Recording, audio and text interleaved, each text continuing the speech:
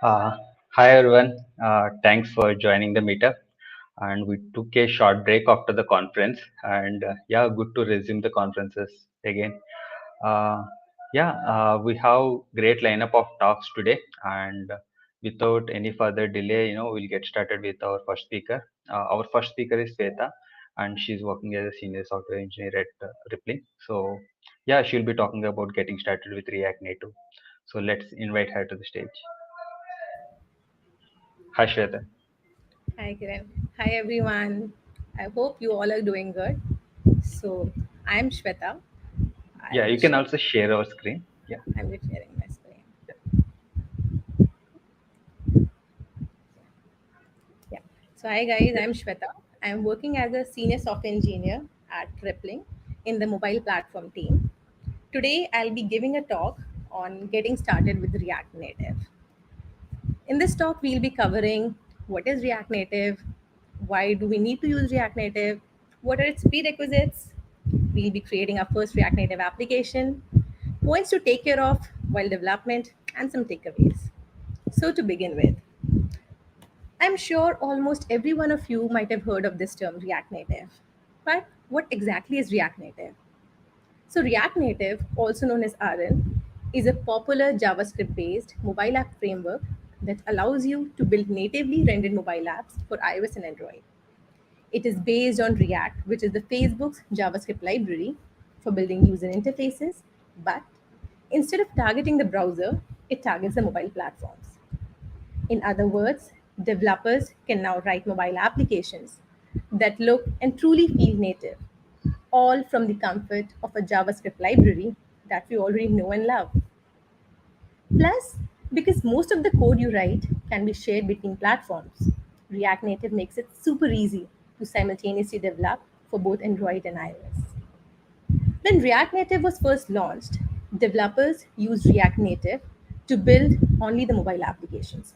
But with the time, now it can be used to build Windows applications or TV applications as well. The first way JavaScript developers tried to build mobile applications was by wrapping the native application in a sandbox browser called a web view using tools like Apache, Cordova, Adobe PhoneGap with the philosophy of write once, run anywhere. This worked, but it can be really hard to make a website feel like a true native experience. Here comes the React Native. It takes a slight different approach. It feels just like React DOM for the web, but instead of using HTML and the DOM as the building blocks for the UI, it uses the native components that you would find on iOS and Android with the philosophy of learn once and write anywhere. It actually lets you create truly native applications for iOS and Android and doesn't compromise the user experience. It provides a core set of platform agnostic native components like view, text, and image that map directly to the platform's native UI building blocks. React primitives render to the native platform UI, meaning your app uses the same native platform APIs just like the other applications do. So, taking the example of Vue, in Android and iOS development, a view is the basic building block of a UI. A small rectangular element, although a very powerful element on the screen, which can be used to display text, images, or respond to even the user input. Even the smallest visual elements of an app, like a line of text or a button, are kind of views. Amazing, no? Some kind of views can contain other views. It's views all the way down. So, for an example, here in the image, we have on the left side the Android device and on the right side the iOS device, where the core components of the React Native are mapped to the native components of the native, which is the view, which being the core component of the React Native, is mapped to the view group of Android and the UI view of iOS. Similar to the React for the web, the React Native applications are written using a mixture of JavaScript and XML markup known as JSX. Then, under the hood, the React Native bridge invokes the native rendering APIs in Objective C or Swift for iOS, or Java Kotlin for Android. Thus, your application will render using real mobile UI components, not the web components, not the web views, and will look and feel just like any other mobile application. And all of this is achieved by the mapping of the core components with the native components. Now, what are the components? So, components are nothing but the independent and the reusable bit of codes.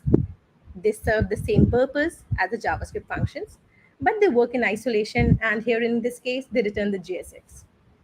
So, when I talked about view, the views are the core components which are ready to use components available for React Native, such as text, images, scroll view, button, the most essential components. It has many more other core components for everything from controls to activity indicators to switch to radio. You can all find them in the API section. Then we have the native components. Here, the view group and the UI view were the native components. This UI image view is also a native component, and this UI text view too. So these are the platform backed components, which are explicitly written in the native language to be used in React Native. In Android development, you write views in Kotlin or Java. In iOS development, you use Swift or Objective-C. But with React Native, you can invoke these views with JavaScript using the React components. At runtime, the React Native creates the corresponding Android and iOS views for those components. Just as you can see, the view was mapped into the view group, the image was wrapped into this image view, and the text was wrapped into the text view. Because the React Native components are backed by the same views as Android and iOS, the React Native apps look, feel, and perform just like the any other applications.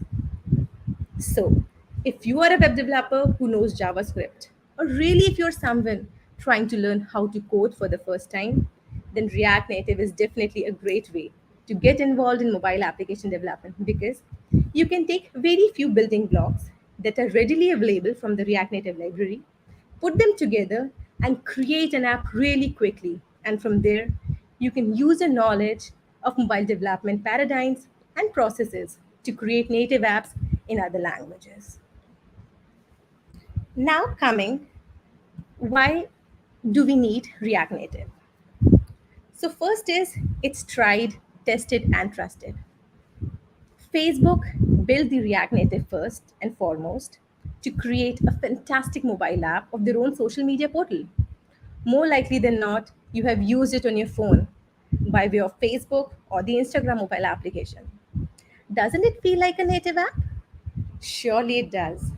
But since React Native has gone open source, more and more companies have decided to bet on it and create their mobile apps this way, like Facebook, Instagram, Skype, Walmart, Discord, Bloomberg, and many more. Here you can see the examples of the famous mobile applications built with purely React Native. To name a few, Skype, Bloomberg, Wix, Facebook, Instagram, and many more. The next good point, the advantage of using React Native is it allows us to have one ecosystem. An all-round prepared JavaScript engineer can develop a versatile application utilizing this framework without diving into the ecosystem and language specifics of each OS.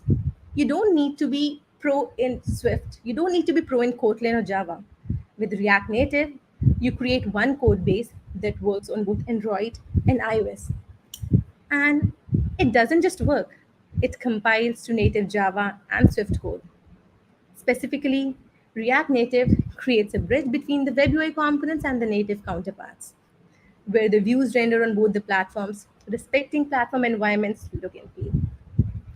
Then we have this fast refresh. The primary advantage of using React Native is that it is truly time saving. Initially, it spares the developers from recompiling with each change, since the application reloads right away amid the improvement stage. See your changes as soon as you save. Isn't it amazing? With the power of JavaScript, React Native lets you iterate at lightning speed. No more waiting for the native builds to finish. Save, see, and repeat. Next, we have Use the language which you already know. I'm sure JavaScript is a language which we almost everyone have been taught in our schools.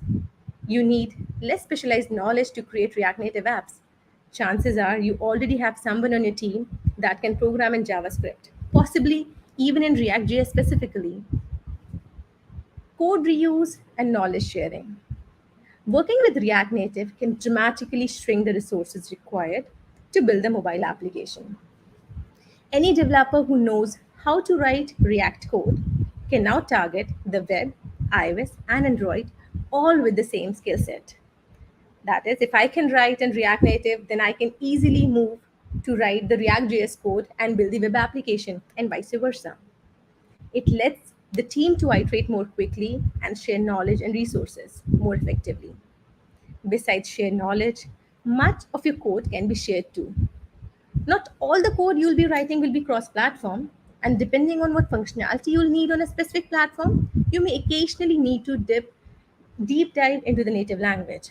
But reusing code across platform is surprisingly easy with this React Native. The good point again is growing all the time. React Native is under active development. Both Facebook and the massive community around React Native are constantly working on improvements for the framework. If you can't solve a problem right now because React Native doesn't have the solution, I bet in the few months the situation might be different. It is supported by Facebook and it is community driven. It is supported by the contributions from individuals and companies all around the world.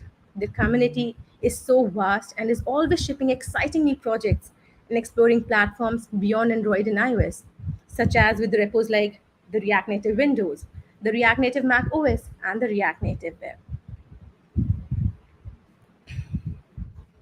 So, in order to start with the React Native, there are some things which you need to have, and it's very good if you have them. An understanding of JavaScript fundamentals. If you're new to JavaScript or need a refresher, you can dive in and brush up your skills at Mozilla Developer Network. They have a very good documentation for that. Next, you should be familiar with some of the programming concepts like functions, objects, arrays, and to a lesser extent, classes. You should have some familiarity with HTML, CSS too. So, let's begin and try to create our first React Native application. So, when you decide to create a React Native application, it gives you two things. It gives you two ways by which you can create a React Native application. First is Expo Go, and the other one is React Native CLI. We'll go into them in short to know what exactly do they offer us. Expo Go. So if you're new to mobile development, the easiest way to get started is with this Expo CLI. Expo is a set of tools built around React Native. And while it has many features, the most relevant feature for us right now is that it can get you writing a React Native app within minutes. And it's true. I'll be showing you the demo. You can actually get started with the Expo Go within minutes.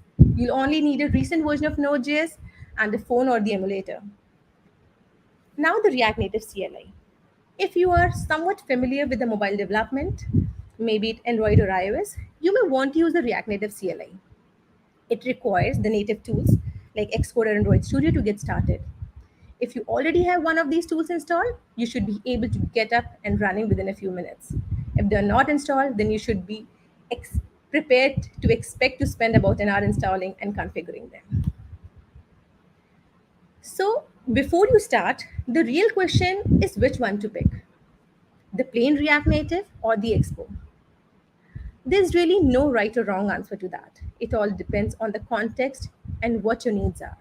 But if you want to quickly get started with React Native, so I'll go ahead and recommend that you start out with Expo. It's fast, simple, and easy to set up. You can dive right into tinkering with React Native code and get a feel of what it has to offer in just a couple of hours.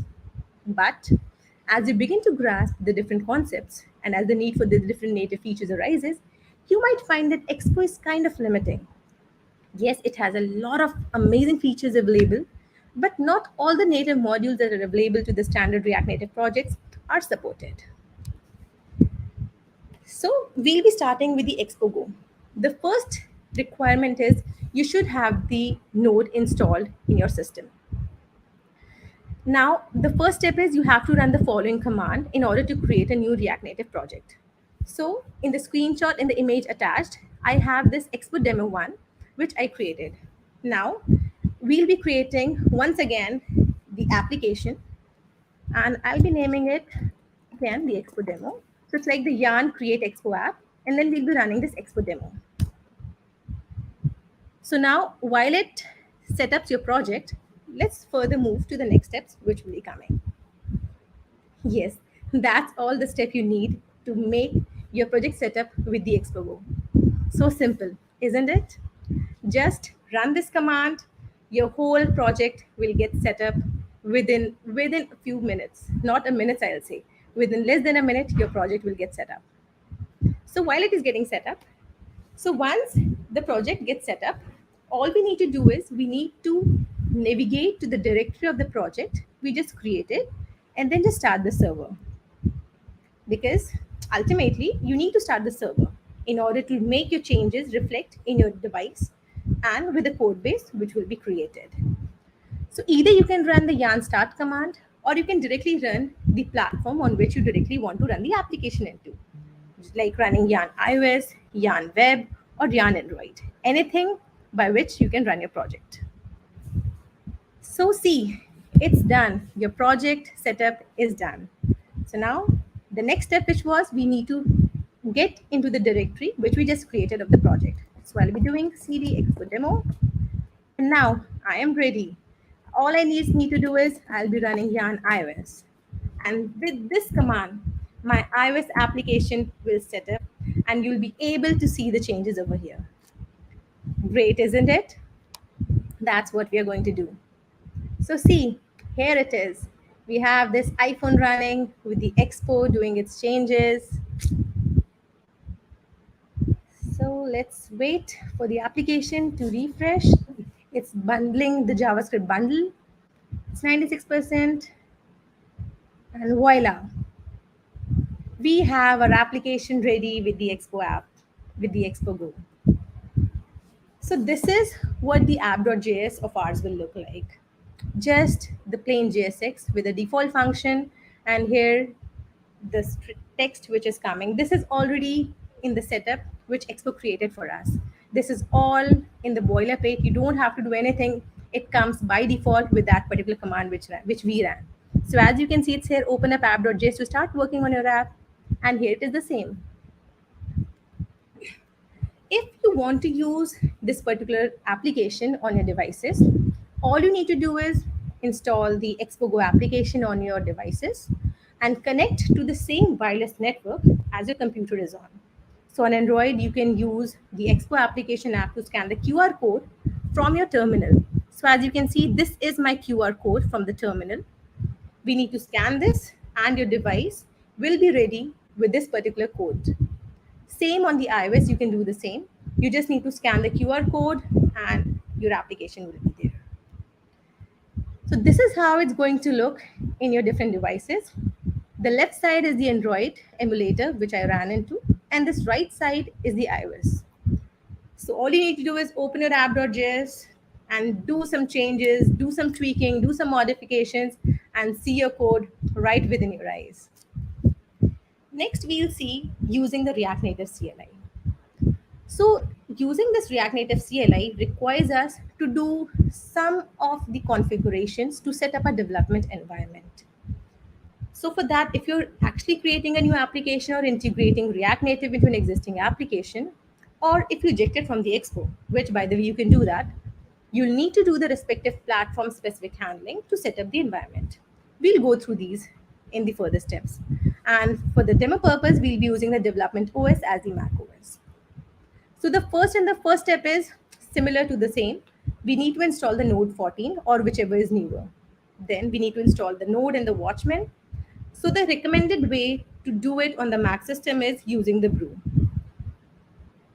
Then we have to do the respective configurations for the Android and iOS. For Android, you need to download the JDK. You need to install Android Studio, Android SDK, then configure the Android SDK root environment variable. For iOS, you need to do Xcode and its command line tools, Cocoa Pods. Once you're done with that, All you need to do is run this command npx react native init and the name of your project. Similarly, the way which we did for the expo. Once we're done with it, it will give you a boilerplate which will look like this. Your app.js, which is the basic entry point of your application, it's going to look like this with the sections. And here is the screenshot of the main screen, which is going to come when we run the application using React Native CLI. Just the way we did for the Expo, we ran the Yarn iOS. We can do it over here as well. In Expo, we used Yarn, but here we are using npx. You can use Yarn as well. All you need to do is run this command. First, you need to start the server. Then you need to run the command React Native run iOS or React Native run Android. And accordingly, your application will get built and it will look like this. Open the app.js, do some tweaking, do the changes, save it, and see your changes instantly. So congratulations, you have successfully run and modified your first React Native application. If you're curious to learn more about React Native, I'll actually suggest you to go through the documentations of React Native. They're actually very, very good. And especially setting up for the environment or anything, they're actually amazing. You need to go through them. So, what should you watch out for when using the React Native? So now you have set up the React Native. There are some things which you should follow or take care of when building it. React Native is not 100% native. Despite what Facebook might try to tell you, React Native apps are not equivalent to true native applications written entirely Swift Objective C or Java Kotlin. Let's take the native Gmail as an example. The Gmail app includes a worker that checks your inbox. Your Gmail account is synced with the whole mobile system, not just the application. Gmail also knows that whether if you are on mobile data or Wi-Fi, it should sync less often. With React Native, you're not integrated such closely with the system, at least not out of the box. Your account will be stored in the application, not the system. It's also harder to take into account Wi-Fi versus mobile data, although it is achievable, but it's kind of quite harder. For some application, this will not be a problem. For others, it might be game changing. But you can make it as native as you need. When you choose to use React Native, you don't have to use it exclusively just the JavaScript. You can still use React for most of the app and native for the crucial pieces that need to integrate 100% with a native system. Just like the example we took for the Gmail, if we're not able to do it or achieve it with the React part, we can do it natively and with the help of the bridge, call that component or trigger that component or add a listener to it in order to get the changes or get the response. Some of you guys may argue that React Native saying it's still not the same as a true native app. My counter argument will be simple. It doesn't have to be same. With a little additional work, you can make it as native as you need by adding some Java or Swift code for specific cases and features. It's such flexible. But badly written JavaScript or heavy calculations could hurt your performance. Using JavaScript in itself is a solution that has its drawback. For example, if the JavaScript code in your React Native app is poorly written, you will feel the difference more strongly than if your app was a pure native one. Although there might be also the poor code quality, but if you compare both of them, then your React Native app will actually feel far worse than the native counterpart. However, this is a slight drawback that you won't feel if you have skilled React Native developer on your side.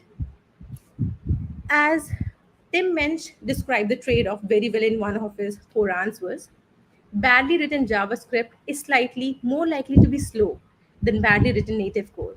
So, if your developers are borderline, then you might be slightly better off spending nearly twice as much to develop two native apps. He preferred to hire strong developers though. So JavaScript may also slow down performance if your app is very, very calculation heavy. This is not a very common case for most mobile apps, but still a scenario you should consider. So coming to the last part, takeaways. So what should you know about React Native? Here are the key takeaways for our talk, from our talk. If you're using the Facebook or Airbnb mobile app, you're actually using React Native without even knowing it. React Native apps are easy to write, saving time for developers and cutting costs for project managers. They lower your development and maintenance cost because you don't have to deal with two separate code bases for iOS and Android. Since React Native is just a wrapper for native components, there's nothing stopping you from adding native Swift or Java code where you need it. At the end of the day, you're still coding in JavaScript. There's no need to learn Swift Java or to add developers with such skills to your roster. It is growing such fast with no signs of stopping. So, if you are a JavaScript developer who wants high flexibility and the ability to build mobile apps with a powerful JavaScript interface, React Native is your best choice. It's best for anyone who wants to have full control of their applications and understand the intricacies of the code's inner workings without heavy abstractions. Since React Native is open source, anyone, including you guys, can contribute to the code base. And as a contributor, you're essentially writing code that powers all these applications. If any of that speaks to you, check out the Facebook's React Native website. They have a bunch of documentation, blogs, tutorials, and a Twitter page as well. And they also have a Stack Overflow tag and a whole bunch of ways to get in touch with the community. With this, here are some references, the useful references which might come in handy for you guys: the React Native Dev, the React Native Dev Help, Getting Started, the JavaScript MDN website. So that was all. Thank you so much for your attention.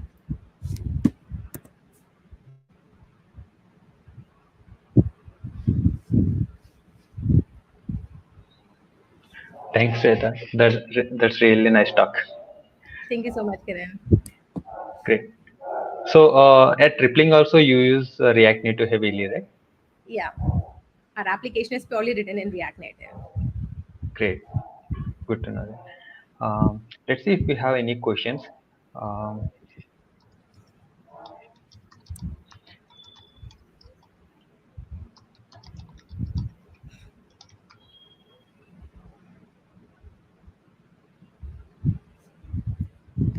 So if any of you guys have any queries or do you have any doubts, you can always ping me, or you can comment, you can message me, you can DM me on my Twitter thread, you can message me on my LinkedIn as well. I'll just share it as well for you guys in case you yeah, want it. yeah. You can put it in the private chat so that I can post it Okay, sure. on YouTube. Yeah, yeah, yeah. Shweta mentioned you can always reach out to her on Twitter or LinkedIn if you have any questions. I'll be happy to help. Yeah,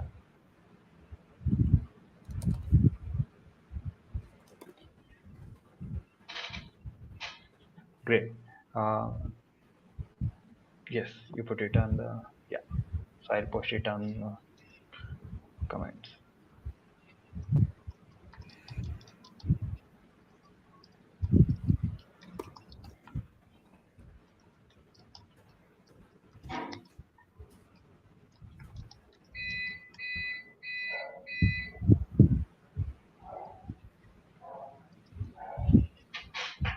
Great.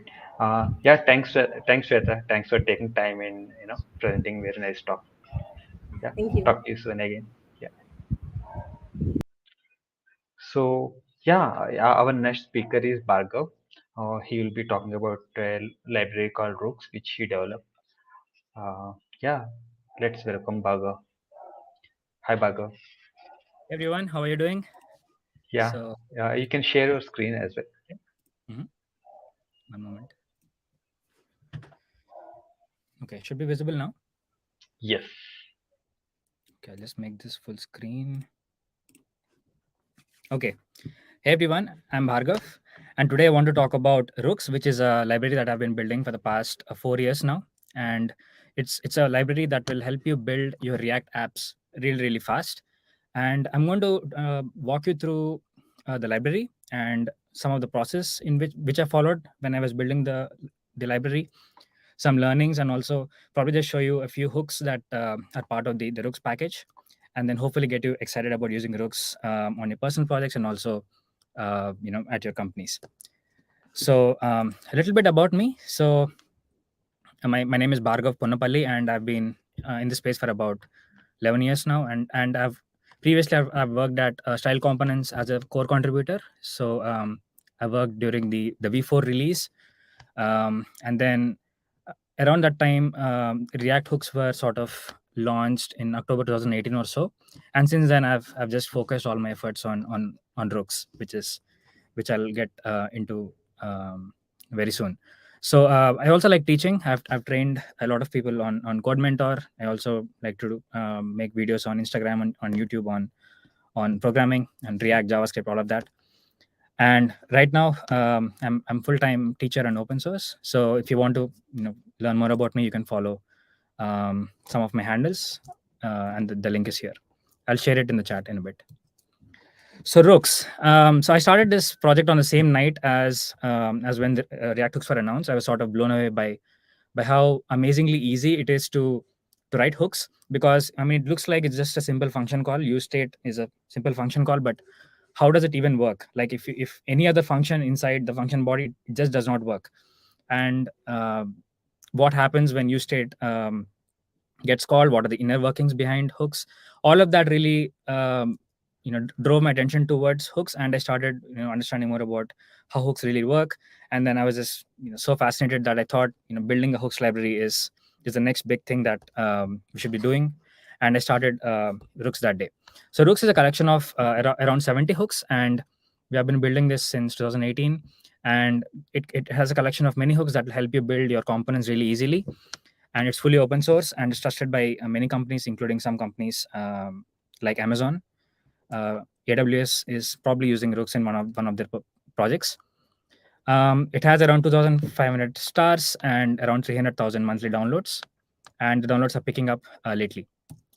So why would you use Rooks? So I built Rooks because when I was doing freelancing, I would often build the same components over and over again, and the logic is pretty much the same. If you have to, let us say, open a drop-down, the logic is pretty much the same. When you click on something, you open a menu. When you click away, it has to close, and then you should allow people to select an option. So all of these are pretty much the same things over and over. And I thought, hooks was sort of perfect to just sort of modularize all of that logic at one place, and then just keep using it over and over again. And before hooks, you might probably remember the scene back then where we were using higher order components. We were also using render props. So all of this weird, not weird, but it was necessary weirdness back then. We had to do all of that, but hooks sort of just takes away all of that complexity away. It's a slightly different learning experience, because a lot of things are happening under the hood in React. But once you start using hooks, there's no going back. So so Rooks just takes advantage of all of that, and we have a fully tested code base, and Rooks is maintained very actively, and we have growing contributors and downloads. And I'll talk about some more examples in a bit. And so these are our contributors as of today, and we are so grateful for all of their efforts. And now I'm going to just slightly take you towards a demo and just show you how some hooks are sort of structured. So 1 minute, I'll have to stop sharing my screen first. How do I do that?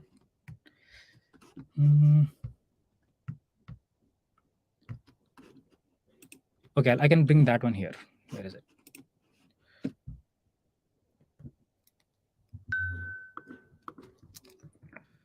Okay, so the website is at rooks.versal.app. And so one hook that I want to show you is use mouse. It's a pretty handy hook. It gives you the position of the mouse position as you move. So it just uses the mouse position from the web APIs and just grabs that position and allows you to simply grab it and use it like this. It's probably the font is probably a little small, but maybe this is helpful. So the documentation is pretty thorough. We have documented all the hooks that we're using here, and it's pretty easy to follow. And so similar to use mouse, which is sort of the web API to interact with the mouse. We also have many APIs to tackle local storage, for example. So there is a hook called use local storage state. I'll also show you an example. Yeah. So this is actually one of my most used hooks. So generally, when you create a state variable, you simply do set count and create a state variable, and you can increment it. And when you reload, the count is gone. But obviously, in most cases, that's what you need. But there are some cases where it's really helpful if the count sort of stays, and that's where a use local storage state comes in. So you can just simply import that hook from Rooks, and then just give it a key, and this key will be used to track the state value inside the local storage. And when you increment it, it's going to sort of stay in the state. I'll show you over here. The example is here. This is a demo, so I can increment this, and when I reload, it's going to start off with 11 once again. And the best part is I've also used some of the storage APIs to sort of sync the state across tabs. So even if I click increment here, it'll sort of update here as well across tabs. So this uses the web API, the storage APIs inside the browser, and it's pretty powerful. So use local storage state is probably the only place where you would leverage that. Use session storage doesn't really make sense to use that there, but this is a nice touch, because sometimes what happens is you're sort of, maybe there's a theme or something that you want to sort of manage across tabs. And I think there's an example here. Yeah, so I just made this quick example for you to show. So sometimes you want a user to toggle a sidebar and you just want to keep that across tabs. It's a nice touch that even if they're on a different tab, it's going to get synced, right? So, I mean, you'll probably use this for a theme, to change the theme from dark mode to light mode and just track across tabs. It's very easy to build this with Rooks, just a one-liner pretty much, right? It looks something like this. And now I'll probably show you a bit more, slightly more nuanced example. And this is basically building a dropdown with nothing but Rooks. So I just used a hook called use selectable list, which will sort of manage an array, and you can select one value, and you can start off with no value selected, which is this one, and then you can click, and I'll be using the use toggle hook to sort of open and hide the menu. And so the best thing about using hooks is that everything is so declarative. So when you read this, you know that, okay, I'm selecting a list, some item from a list, and here I'm sort of toggling something, and in this case it's a menu, and I want to track the outside click as well. So when I open the menu and I click outside, it should close. So, and I want to only run this handler when the menu is open. So the second argument is if menu is open and you click outside, then I want to close the model, the menu. So use outside click, toggle the menu only when the menu is open. So if it's already closed, nothing really happens.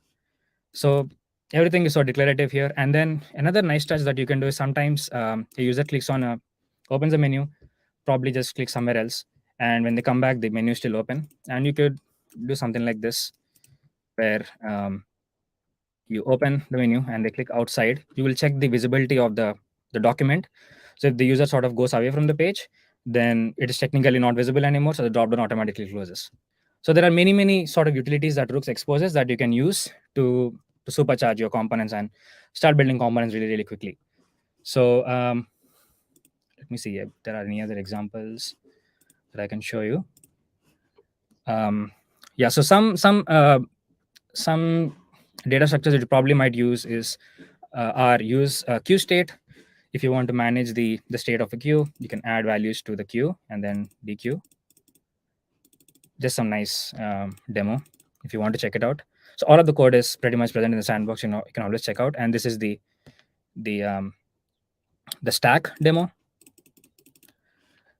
And you can also manage asynchronous effects easily. So using effects using synchronous asynchronous data fetching within effects is sort of convoluted, because what happens if you make a call to a server and then your component unmounts and then the data is fetched, and you try to bake state operations on a component that is sort of unmounted.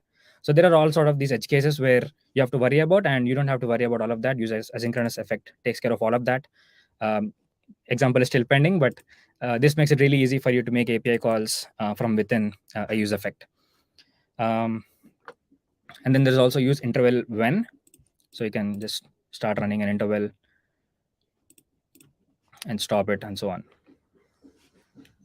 And then there are some UI related hooks. We have some hooks for managing the the bounding region of, let us say, a div. So I don't know how visible this is, but these are the current coordinates and height and width of this div, and if I move it left and right, its coordinates sort of get changed. And you can use this for maybe if you're building a UI editor of maybe component builder or something like that. These are things that you could use. There are some, again, nice hooks for full screen, geolocation, in view. And this is also something a lot of people use, which is simply grabbing um, the um the keyboard events. I think there's a nice example somewhere. Yeah, if I type something, this card just keep coming up. um, so definitely give this a try. There are many hooks. I can keep talking about this all day. And there are some nice hooks from Lodash as well. So Lodash has a debounce hook. Then you can use debounce to sort of debounce any um, any any input. So if you want to limit the number of API calls that happen when someone is searching in your form, you could debounce it and just use the debounced value and sort of make a call only like once every 2 seconds, something like that. Right. So we are still working on some hooks for. One moment. Where is the? Yep. Back. No, not here. Where is it? Okay, it's this. Okay, so we are still building hooks related to forms. We are trying to build hooks that are that have that are sort of related to more powerful state management options like Jotai and Vault.io. You're probably not familiar with Jotai. It's a smaller library, and it's recently picking up pace. And Jotai is really good. It gives you the ability to create state variables which can create state across components, so you don't need a context to communicate across siblings. That is not really possible with simple React, but Jotai can do that. Vault.io is a proxy based state management library. So the idea is to make Rooks as versatile as possible and add as many options as possible to make it really easy for people to build web apps. We're also trying to focus more on accessibility and web APIs. So, for example, there is battery indicator that you could use to, if someone wants to use to check how much battery is present in the laptop or mobile, or if the network is on and off. So we're trying to build some hooks on that as well. And some other reasons why I would consider using Rooks is that it's very well actively maintained. It's sort of my full-time job now. I keep doing Rooks all day, and then I sort of earn money by teaching and by doing freelancing on the side. So I just keep doing this all the time. I've been doing this for 4 years. I'll keep doing this for maybe another 4 years or so. And it's thoroughly documented. It has JS doc support and VS Code auto suggest, so you don't have to worry about opening up Rook's website to figure out how a hook works. All the documentation is sort of tied in. If you just hover on a hook, it will sort of show you the example use case and how the hook works in different options, right? So many more exciting things coming up, including a new website that we're sort of launching in the next month or so. And we're always looking for new contributors. So if you're excited about something like this, and if you want to help us build it, please let me know. It's completely open source, and we would love to have as many contributors as possible. So some learnings that I want to definitely share when I was building this is because, so when I first started building this, I was relatively not that exposed to some very high quality coding principles. Like, for example, if you look at React or Rooks, React or Redux, the code bases, they're very mature. They're built really thoroughly, and I made quite a few mistakes when I was making hooks. Some hooks were really poorly done, and I think it was until last year I could not really find the time to fix those mistakes. So some mistakes just stay in open source for a long time. A lot of users will suffer because of your poor decisions, but it just happens. You don't have to really wait until you learn everything to build an open source project. You can just start building, and when when mistakes will show up, you can just take some time to figure out what's the right approach and correct it. So one learning there is that if you make a mistake, it will probably just hurt a few users, and it will be public. It will probably hurt you as well. But if you take something positive out of it, it's going to definitely be helpful for you as well as for that user. And testing was something that I neglected when I first started building Rooks, and that obviously was a shot in the foot. But now it's well tested. It also has strong typing now, which just with TypeScript is just that a lot of these errors that if you simply don't ignore them and just look at the error closely, you'll probably fix a lot of these issues even just while writing the code. You don't even have to test them.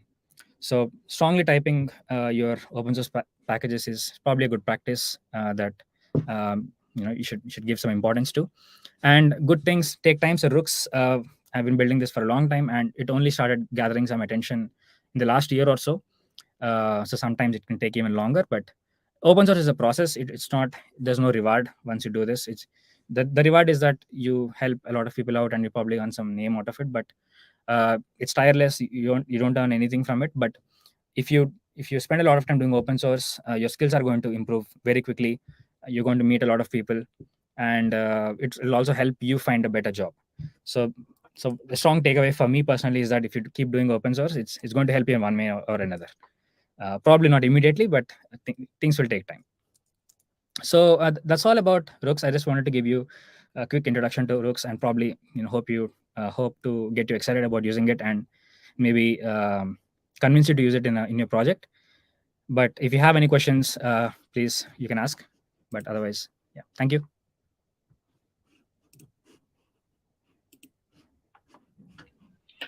Hi, Bhargav. Yeah, yeah, nice project. Yeah, you have one question.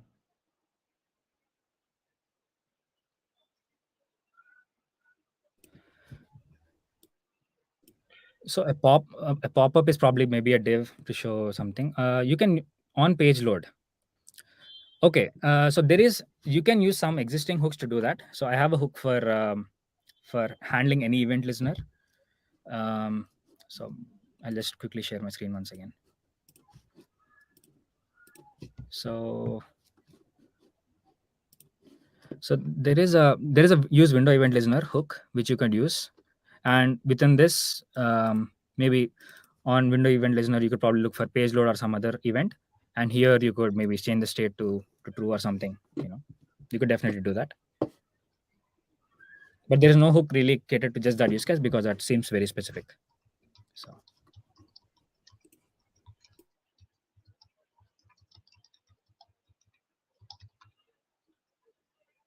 So if you have any other questions to Bhargav on open source or Rooks, you can ask now. Um, or you can also reach out to him via Twitter or LinkedIn.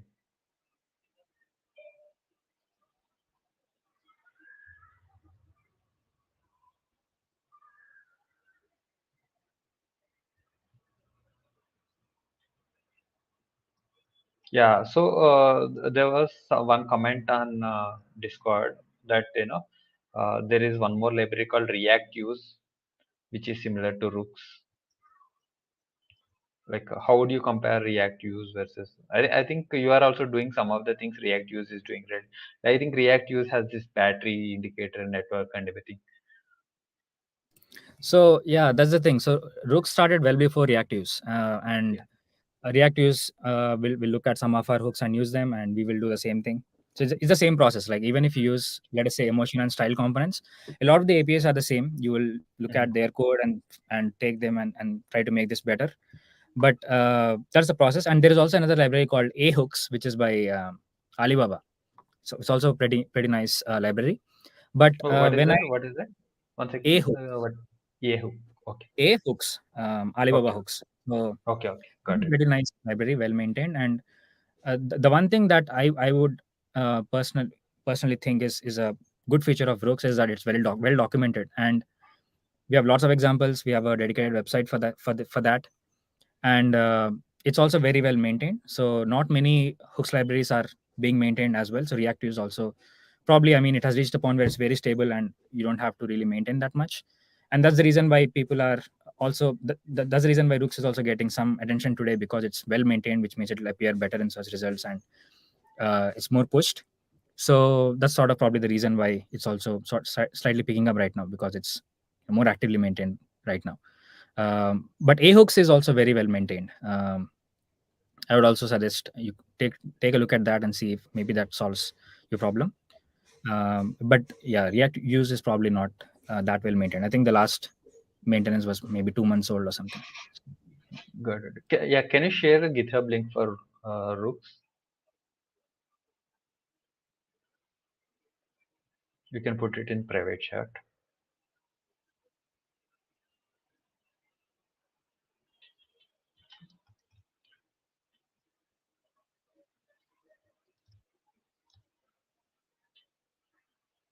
Great. Yeah, nice project, man. Yeah, looking forward to seeing more updates in future. Yeah, Very much. as I said before, if you have more questions or if you like to contribute to the Rooks as well, right? You should definitely reach out to Bhargav on Twitter. Okay. Um, yeah. Bye. Thanks, Bhargav. Thanks for the nice talk. Yeah. Thank you. Uh, yeah. So we'll move on to our next talk. Anshul. I hope you are ready. Hi, Anshul. Hi, Kiran. Yep, Yeah. Can you share your screen? sure. Just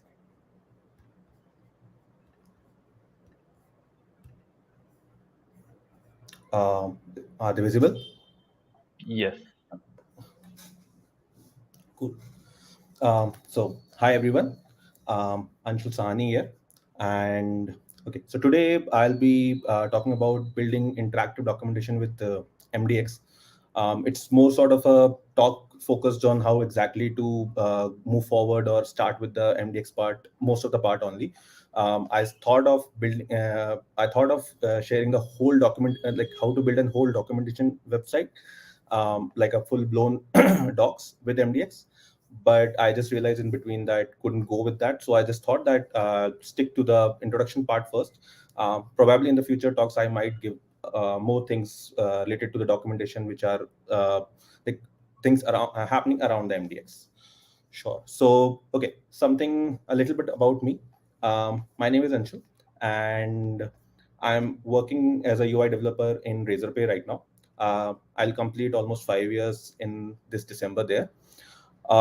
I've been working on React since almost start of my career, which is almost like 7 years now.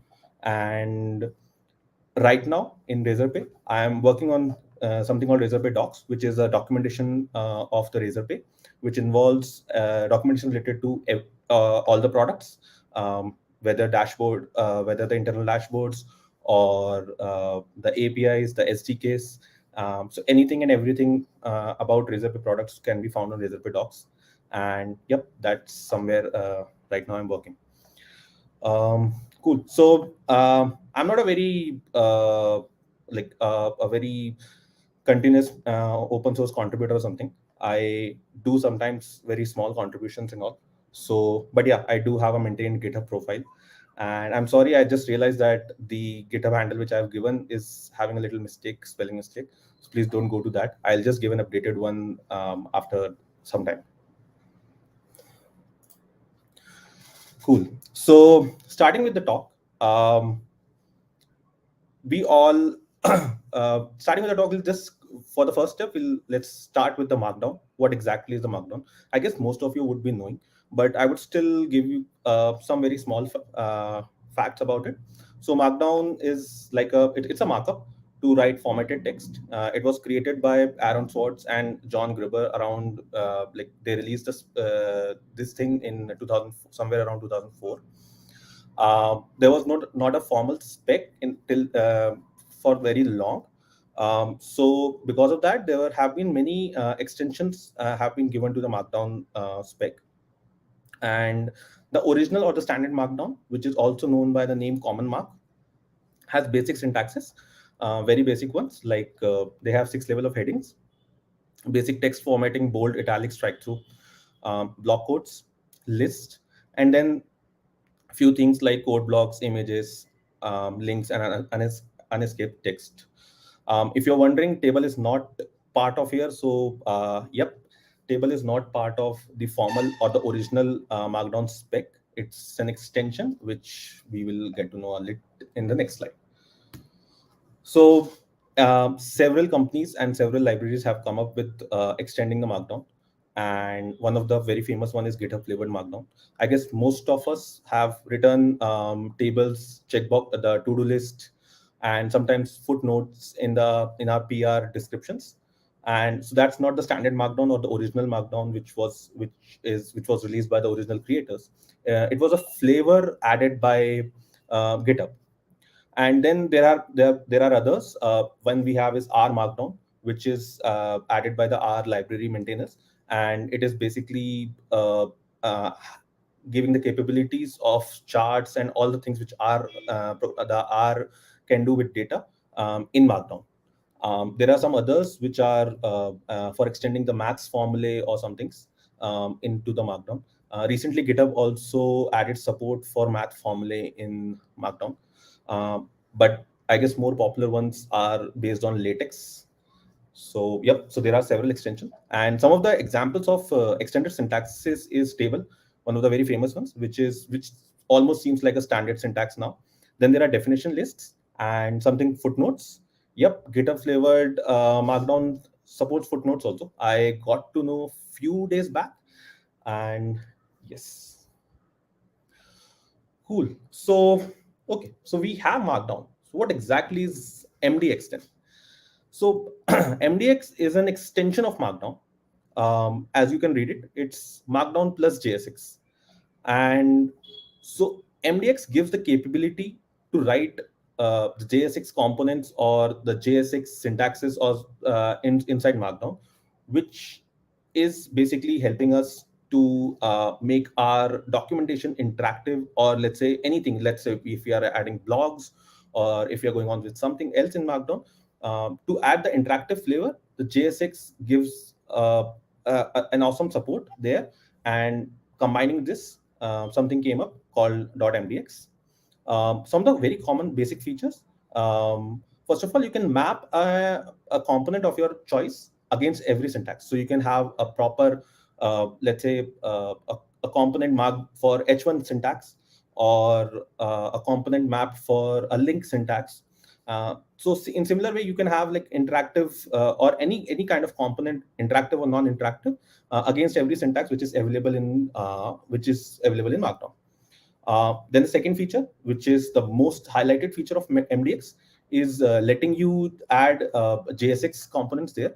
So let's say if you are writing a blog, and in between, if you want to add a comment section or an interactive video or an iframe.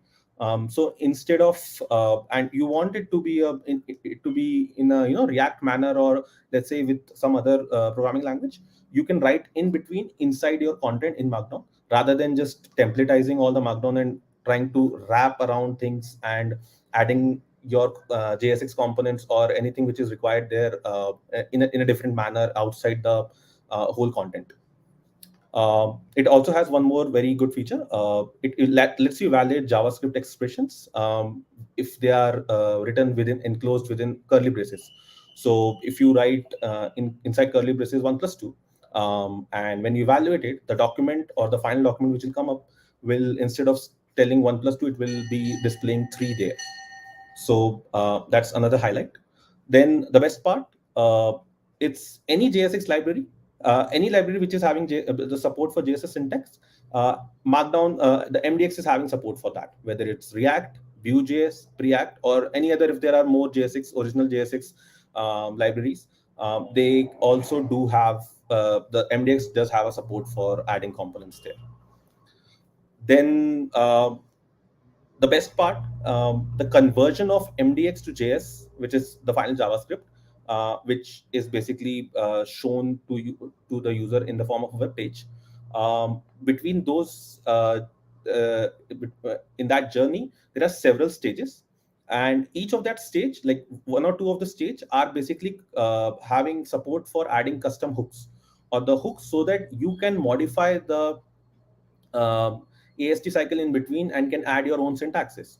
So let's say if you're willing to add a syntax of your own using MDX, you can go ahead and add it. One example could be, if you want to add a Twitter, an example for a plugin for adding a tweet. So you can add your own custom Markdown syntax, and with the help of MDX, you can map that syntax to a particular component or in a certain direction, and then that way you will be basically able to embed the tweets within your content in using MDX.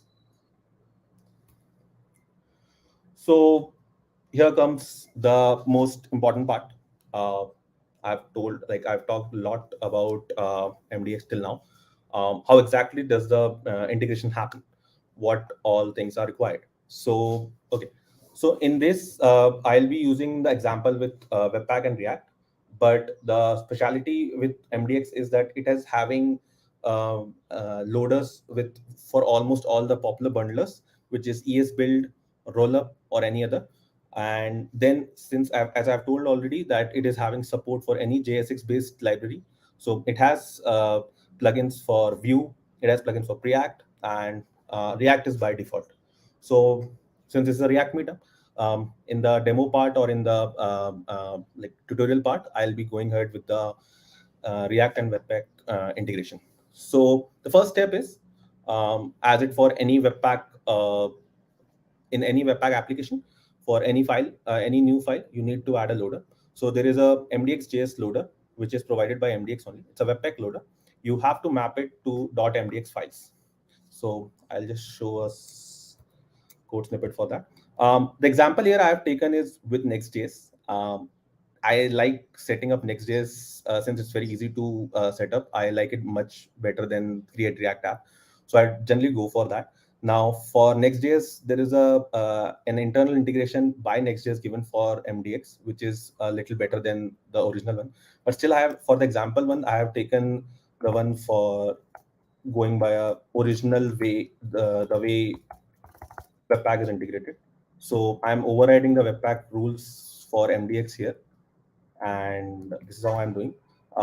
If you are going for a Next.js application in production with MDX, I would suggest you to use the Next.js MDX loader rather than using this one, because it has certain extra functionality which lets you do that things much better way. But yeah, for the demo part, I'm just using the original MDX JS loader. So inside Webpack, you have to add a rule for .mdx files. Always remember to add the Babel loader also, because ultimately the JSX support MDX loader will help you to convert Markdown to JSX or Markdown to React part. But like originally and understanding or the interpretation of JSX to the original JavaScript will happen via Babel only. So always add the support, otherwise this wouldn't work. I would advise to keep the configurations related to Babel as similar to as you have in with your .jsx or .tsx files. But if you feel that there are certain differences you want to keep in your MDX loading and your JSX loading, it's perfectly upon you. But in a standard manner, the Babel configuration for JSX and MDX would remain same. So coming on to our original loader, this is the one specifying the loader, and here are some options. We'll read about these options separately in a while. Each of these options stand for something important. Next step, to configure React. So we have configured loader, the Webpack loader. Now the next step is to configure MDX.js React. So basically tell the MDX loader that the React is the library which is being used in here. Now by default, MDX understand that this is going to be React application, and by default it considers if you provide nothing, it will consider that this is going to be React application. But in case of other applications, let's say for Vue.js or for Preact, you have to specify in a parameter called JSX import source. There you have to specify whether this is React or whether this is Preact or Vue. But if you are not providing anything, the MDX would consider it to be React by default. So you might not need this. This is not a mandatory thing. Without this, also the MDX and React would work with by just specifying the loader. But this is required for using the context provider. So this is basically provide import source. If you are provider import source, so if you are going to use a provider, a context provider for React, you have to specify explicitly that use MDX.js React in provider import source. So Yep, these are the two steps which are required, and actually your configuration part is done now. You can start coding your application. So now the next step. So as I told in my earlier slides, that for every syntax we can provide a component, an interactive a React component against every syntax. So this is how we would be doing it. You can either use Mdx provider, or you can directly provide the map of these components. Let's see the example. I've used the example with Mdx provider. So with wrap all the content inside your Mdx provider, and to your Mdx provider you can map the kind of JSON, the kind of object which I have shown here, where for H1 I have created a component same named as same H1, and for A tags, which are links, I have created a component called link, and for P I have specified it paragraph. So all these components will receive the content written inside them as props, and then that would be rendered in whatever manner you would like to, by wrapping it in some other kind of markup which is different from default, or adding some states, or adding some other reactivity, adding some other interactivity which you would like to have. Let's see one example. How exactly do we do that? So I've taken 3 examples of how to use Mdx with React. This is the first one, which is a very basic one. So this is the Markdown I have written here. I've written one H1, then some content, then this is H2, a sample link. Here is H3, and here comes the along content. And so all of these are different syntaxes. And here I am importing this content .mdx, just like we import any React component or any other JSX file. Just the thing is that you'll have to specify .mdx because it's a file extension different from JSX or JS. So we'll have to specify explicitly Mdx extension. And to the Webpack loader, which we have just used, Webpack would understand how to import this content in what manner.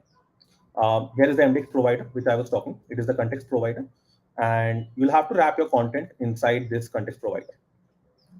Here is the contents, and here comes the main part, the components map. So these are different components which I have mapped around different syntaxes. Let's see one of few of them. So this is the H1. I just did nothing. I added one extra function, small functionality with H1. I am inside heading 1. I am rendering the children, which is the original content.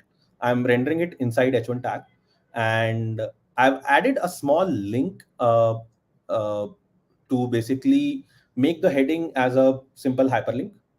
I'm making it a hyperlink. We'll see how exactly it is helping us here. And I am converting whatever children they have been given. So I'm assuming that the children going to come under in the string format only. If you are making a production application, please do make sure that you are not receiving any component inside it and just string. So this is the thing, and that's how I am removing all the space and replacing it with underscore, so that I can create a small hyperlink with this heading. Now, and yep, so when we'll be rendering this, this is the page which is being rendered from the from the page which we just saw. So this is the heading 1, welcome to Mdx1, and this is the link. So what is happening that we have seen in many documentations, for every heading, they make it a link, and they make it an in-page link. Now I have not done that because I forgot to just add an ID here, but this is how it is done, that it creates an in-page link, also called as anchors, and also add a small hashtag around it to basically signify that this is a link, and if you link it, you will be having you will be navigate it, or you will make this heading as a main, you will navigate it in a certain manner. So this is how you can transform your headings.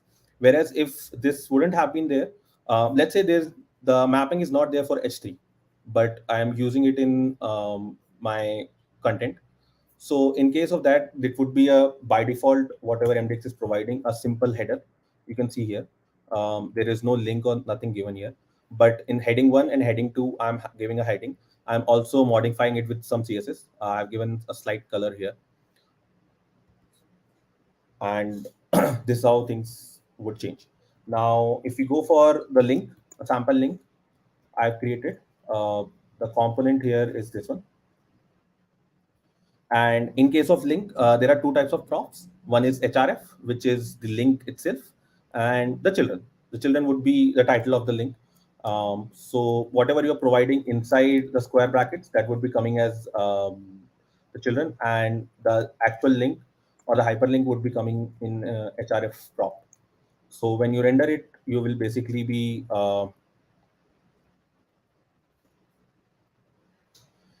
rendering it like this.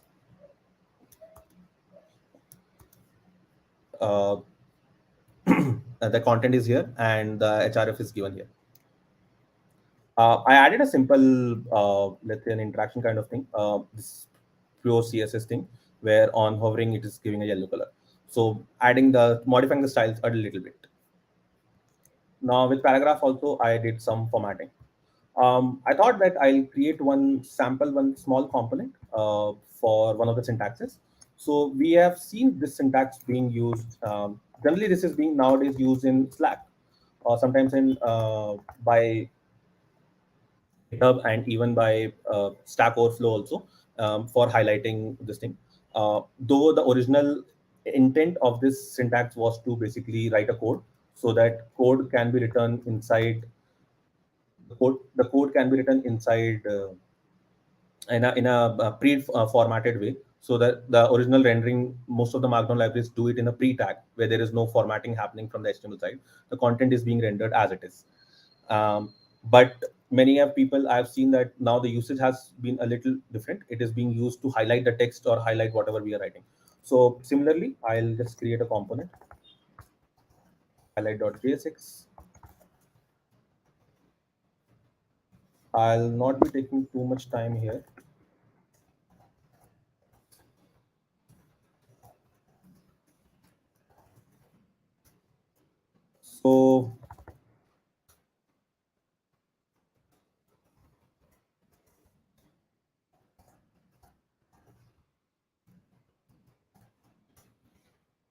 So simple is ready. I'll change the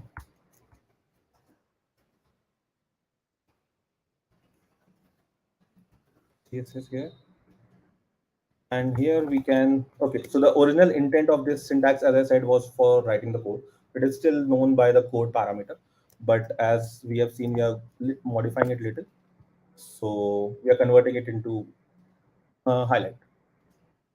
So I guess there should be, oh, yeah.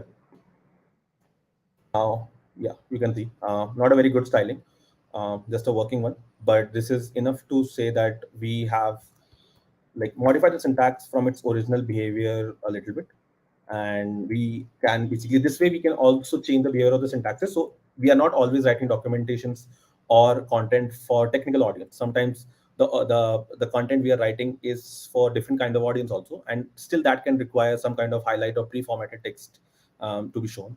I've seen that being used in Slack a lot, people sharing links or different kinds of text in the highlight format, though that's not, the people are not having a technical conversation. So it's not necessary that we always have to render the content in a certain manner only for a technical audience. So that way we can use this to do some other things also, as we have done in this particular syntax. Now you can see that the content is being rendered inside class paragraph, because every new line or certain text formatters as part of Markdown are considered are rendered always in as part of paragraph. This is not the case with headings, but this is the case with, let's say, if bold text is being rendered, or as we have seen, a code text is being rendered, it will always come into the paragraph. So it is taking the paragraph component also, and then inside it, it is taking the code component.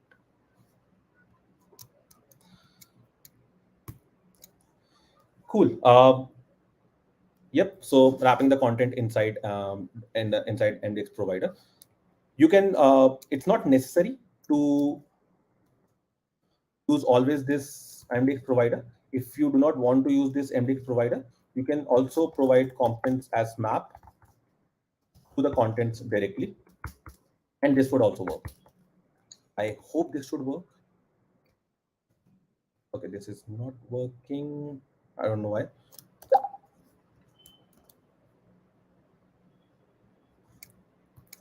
Oh, spelling mistake.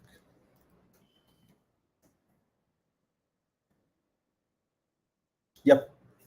So you can see this way also.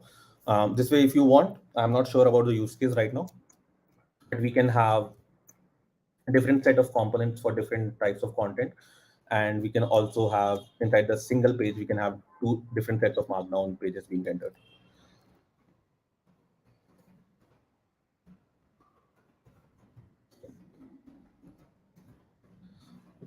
Moving to the second part, using component inside Markdown. So this is the main thing. So you would see that the above feature which was there, it is not something very special.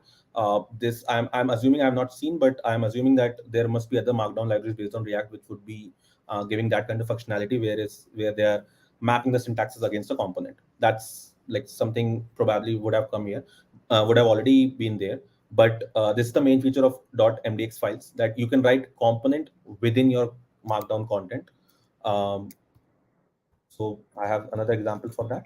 So most of the time, as we are working in, we are building docs, we have always a section of FAQs within the content, and the design team or the tech or a separate team of content writers which write this Markdown, they always come to us and say that we want to write a FAQ kind of thing, and there are other requirements of coming up with different kinds of syntaxes or components, and everything is not possible through syntaxes.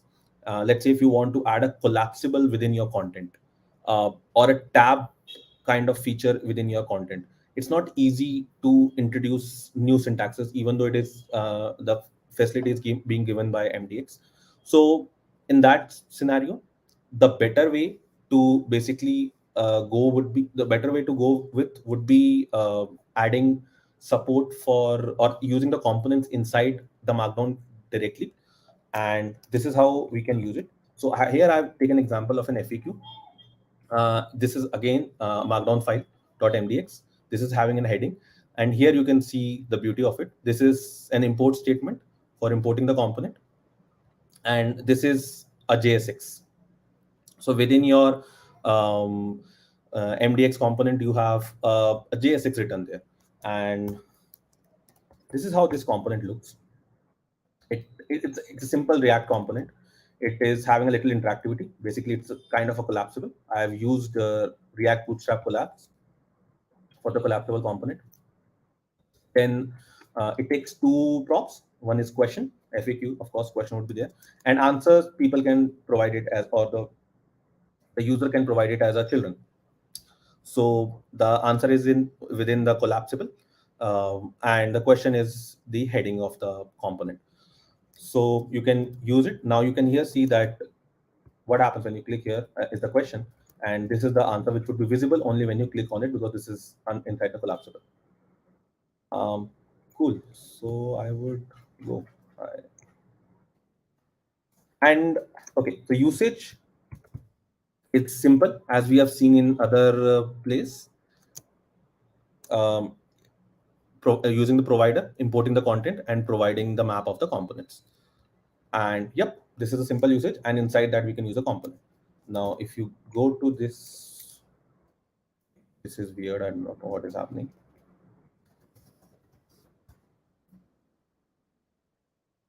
Now yep, so this is rendered out of a Markdown file, both the content coming from within the Markdown. You can see if you click on here, this is just a simple question and an answer return. So we right now added an interactive component in the Markdown without adding too much complexity inside. So the easier the components are to be used, to the wider audience you can provide it. In Razorpay, we are having a separate team of content writers which are authoring these docs. They are using Markdown. They know how to write Markdown, but they do not know how to write React. So for them, we are creating components which are very easy, which are having one or two props and are very straightforward in their behavior.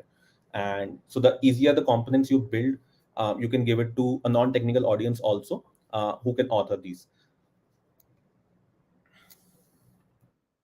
There is another way of So one of the complexity we felt with tech writers was that they do not really know this import statement. We can learn this, but these content writers, these folks are completely from non-tech background.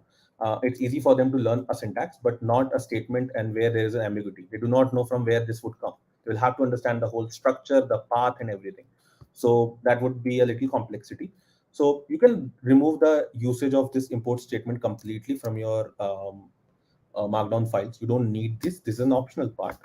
You can remove it, and in your place where you're providing all the component here, you can provide a syntax for here. You can import FAQ here. Now this page is generally, of course, maintained by developers, so there is no problem in going ahead with this. So you can provide, this also gives a nice user experience where there is no import statements and your Markdown files are clean. So even if you are from a tech background, it's always good to have a clean content page. We save it here, and then we save it here. This should work. Yep. Yep. So there is no change. Everything is working still fine.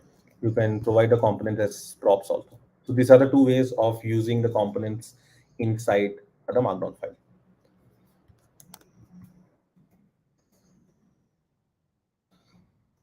Cool. There's nothing complexity in here. We just have component support, and Mdx is doing all the magic. So nothing to write anything more or nothing to tell you more. We can just use the components. It's as simple as saying as simple as that. This is my favorite part. So architecture, I'm not going to be going to explain you in detail, but this is important to understand the next step, which is creating your own custom plugins for Markdown. So let's understand in very brief what exactly is happening when Markdown is getting converted to the web page which we are seeing right now here.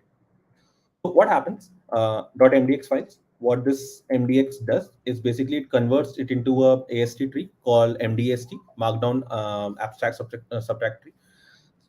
Okay, I am an abstract syntax tree. I'm sorry, mdst, and from mdst, next step is to pass it through remark. Now, remark is a library for playing with the Markdown AST trees, and it is being used by other libraries also to provide you with letting you add the plugins of your own choice, that kind of support. So mdx does the same. It provides you Markdown mdx remark plugin support, and at this stage you can write your own plugin, and the next step would be transformed mdst. So you can modify the AST in your own way so that it works according to your own wish, and this way you can add your own syntaxes. The next step is basically converting MDST into HAST, which is HTML abstract syntax tree. From there, the JS transformation would happen. The next step would be that. But between that, again, there is a library called Rehype. Rehype again lets you play with HTML ASTs, and the MDX is providing you that support also. You can in between add your own Rehype plugins, modify your HAST, and next step would be a transformed HAST, which would be, of course, your own HAST, where you would have made your changes. And from there, the other changes happens. There's something called ESAST. I have not mentioned that here because that's not really important. Those things go beyond the introduction part. So there, then the other next steps happen. If you're really interested, there's an Mdx Playground, which Mdx provide. It gives you each and every step of what is happening with your content. So when you're, let's say, writing this here, it gets compiled into something called this. This is the JS file or the JavaScript which is going to the browser. But in between, it has also shown you different ASTs which is going in this process. So this is MAST syntax. You can see what exactly your content, how it's going to look inside the inside your ASTs, and you can transform it to write it in your own way. This is again HAST for HTML, and the final step is ESAST, which is for JavaScript. So from this, it gets converted to this file, and this file directly goes into your browser. So this is the last part of the presentation, building a custom plugin. So you can provide remark plugins in your MDX loader options. Like I've given that. This is the first part. You have to provide your plugin to the Mdx loader, to the Webpack loader as part of Remark plugin. Next step would be to iterate the MDST tree. Let's dive into the code of this callout.js. So I'll just tell you what exactly I'm doing here. In callout, I'm adding this new syntax. This is not part of any HTML. Many Markdown flavors like GitHub support HTML by implicitly. So we can, and many times people are more familiar with HTML syntaxes. So we can go ahead with this kind of format. So I'm adding support for something called a success tag. So this tag basically, whenever this is being rendered, a callout can be rendered. Sometimes within the docs we see that certain text or certain information needs to be called out, and that needs to be specifically highlighted or told. So this is how this would be written. So this is the success text. This is a success. This is a syntax which we will be adding, and we'll be converting or we'll be mapping it to a React component. We'll see how. Now, this is called Markdown callout syntax. This is the function which we are exporting or providing it to the Remark as part of Remark plugin.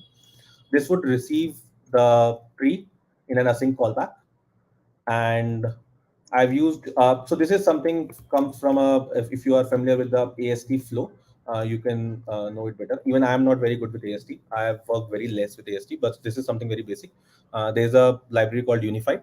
This utility is provided from as part of that library, where you can iterate through the tree.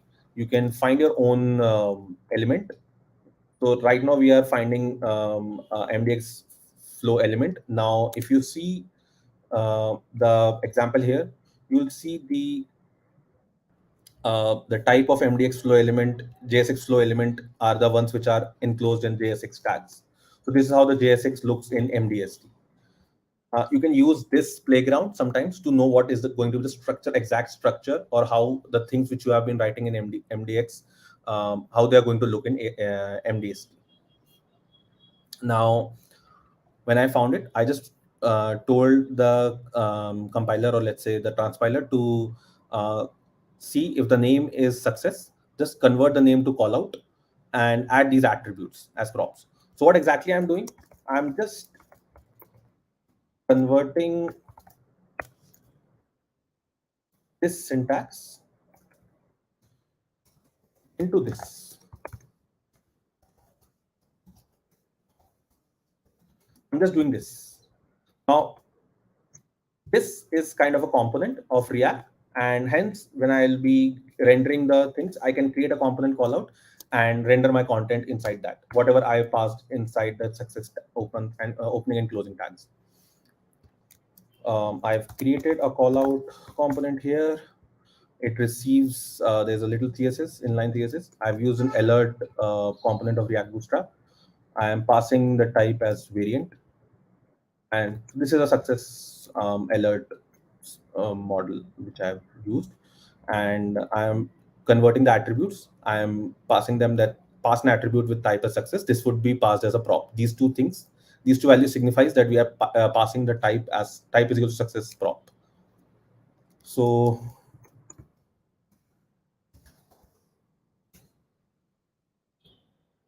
this is how the content will be rendered here. Now, if you this is an alert component. This was the text which was passed and the inside enclosed in the success tags, and this is how it's going to look like. I can just do a very small. I can add it here.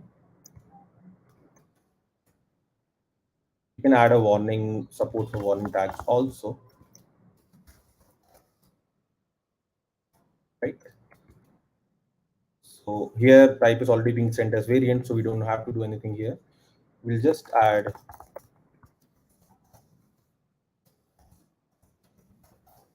to add more flavor. We'll make this content a little emphasize or italic. I hope this works. Okay, this is warning, it's working, but there is no. Okay. Component didn't get rendered, I guess, somehow. I don't know why.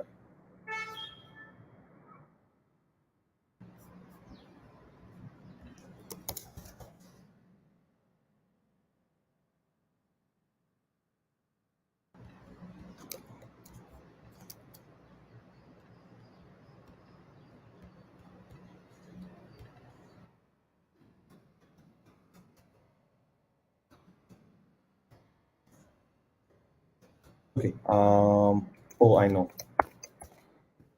Since it's a change in next web config, so it needs to be restarted. I hope it works now. Yes. So we just added support for a warning syntax option. This was just an example. That's why I took an HTML example. There are several things which we can do here. You can use colons or let's say quotes for adding different kinds of syntax. There are hundreds of symbols available for you to use. You can use anyone to add different syntax. Most popularly, people use these things generally. I have seen in many extensions this kind of enclosing being used. So yeah, anything can be done this way. Cool.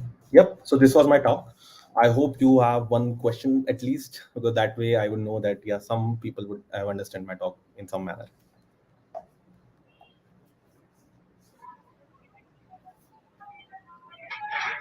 Hi, Kiran. Hi, nice talk, Anshul. Thank you. So if you have any questions, you can ask.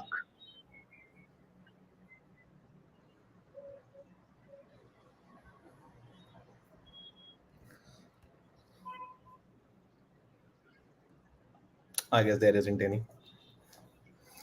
Yeah. So either everyone knows about MDX a lot, or probably I was very bad at explaining it.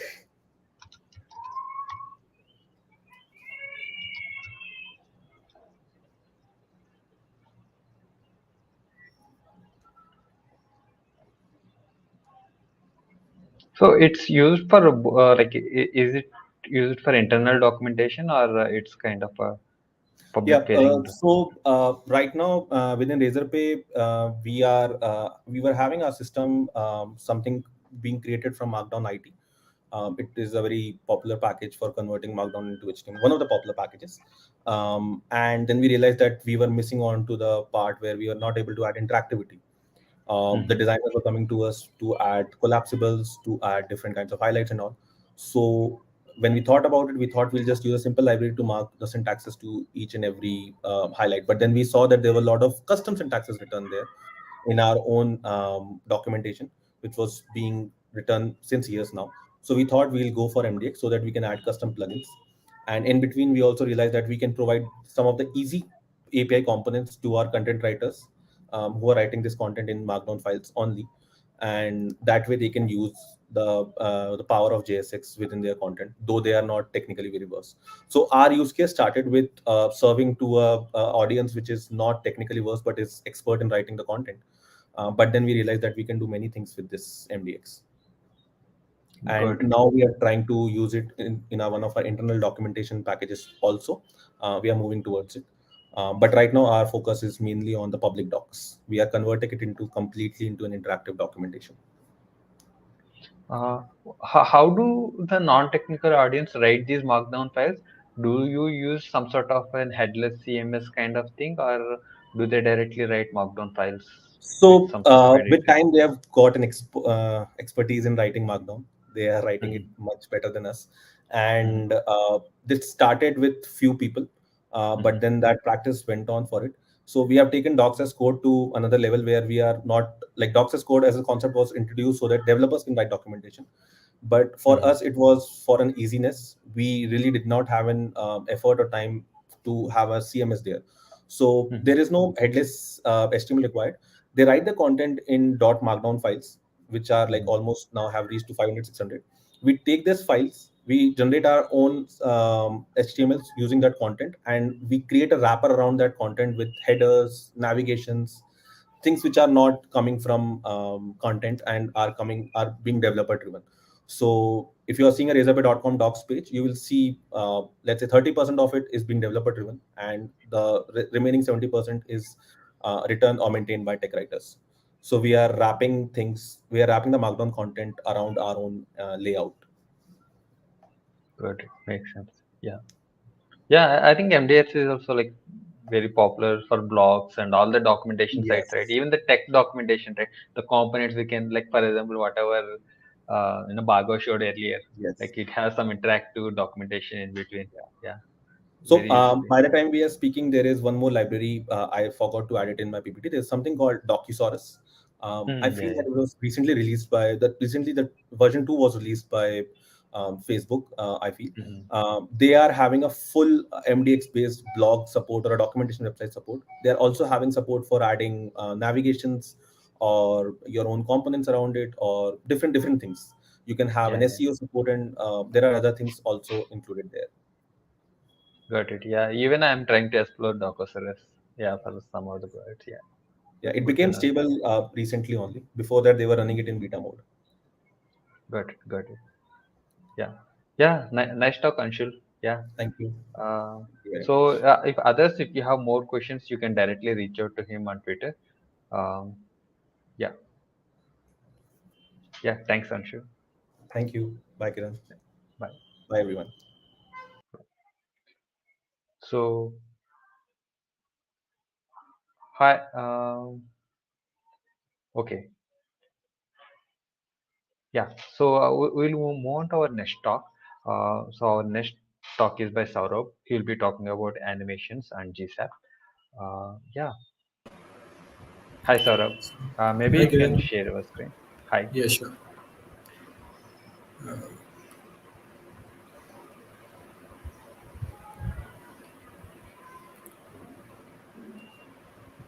I hope it is visible. Yes. Yes. So, hello everyone. Today we'll be talking about how to build award-winning websites with React and Gsap. So, if you are working with React, I hope basically you have gone to the website called Awards and seen those crazy websites with animations and all those interactions and thought of like how do these guys build these things and pretty much that we will be talking about how to go about and build those things. Uh, so, a little bit about myself. Who am I? I am a software engineer basically. I work with Android and big data, and I'm currently working with different end systems. And in my day-to-day job, I'm working with web animations and interactions. And so, let's start with the animations 101, like how they work. This is the very simplified overview of how animation works. So basically, there is an initial state of anything on a screen. Like this is a screen, and the red gradient rectangle you are seeing on the left.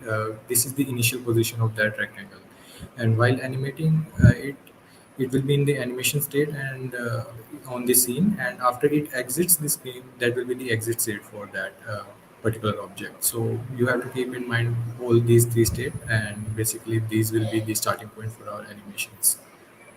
And like I said, the initial and the animating and the exit states. This is how this works. And so we will be using the Gsap. So what is Gsap? So Gsap is a green sock animation platform built by the green sock company. It's a industry standard for building JavaScript animations and all those UI related things you see. So let's see, we can see the showcase many of the things that are built with the GSAP animations, all those award website that you see by the creative developers. Like let's look at an example over there. Like, these are built with GSAP, all these animations and interactions, right? Like these, all these are built with GSAP and JavaScript animations, and we'll be looking on the how to implement this slider as well. And this is some higher order stuff that is built with React and 3JS as well. This uses WebGL. We'll talk about that later in the slides. So you can see like this thing is most common nowadays, like this and this type of animations of interactions. Like So we'll talk about how these are made as well, and let's start with the yeah. So with GSAP, we basically have two things that we have to keep in mind while starting. There's a GSAP timeline, like from how much duration the animation has to run, and the from state and the to state. From is basically when the object is loaded onto the screen, rendered onto the screen. That's the from state, and from where we want that animation, that object to end with. That's the to state.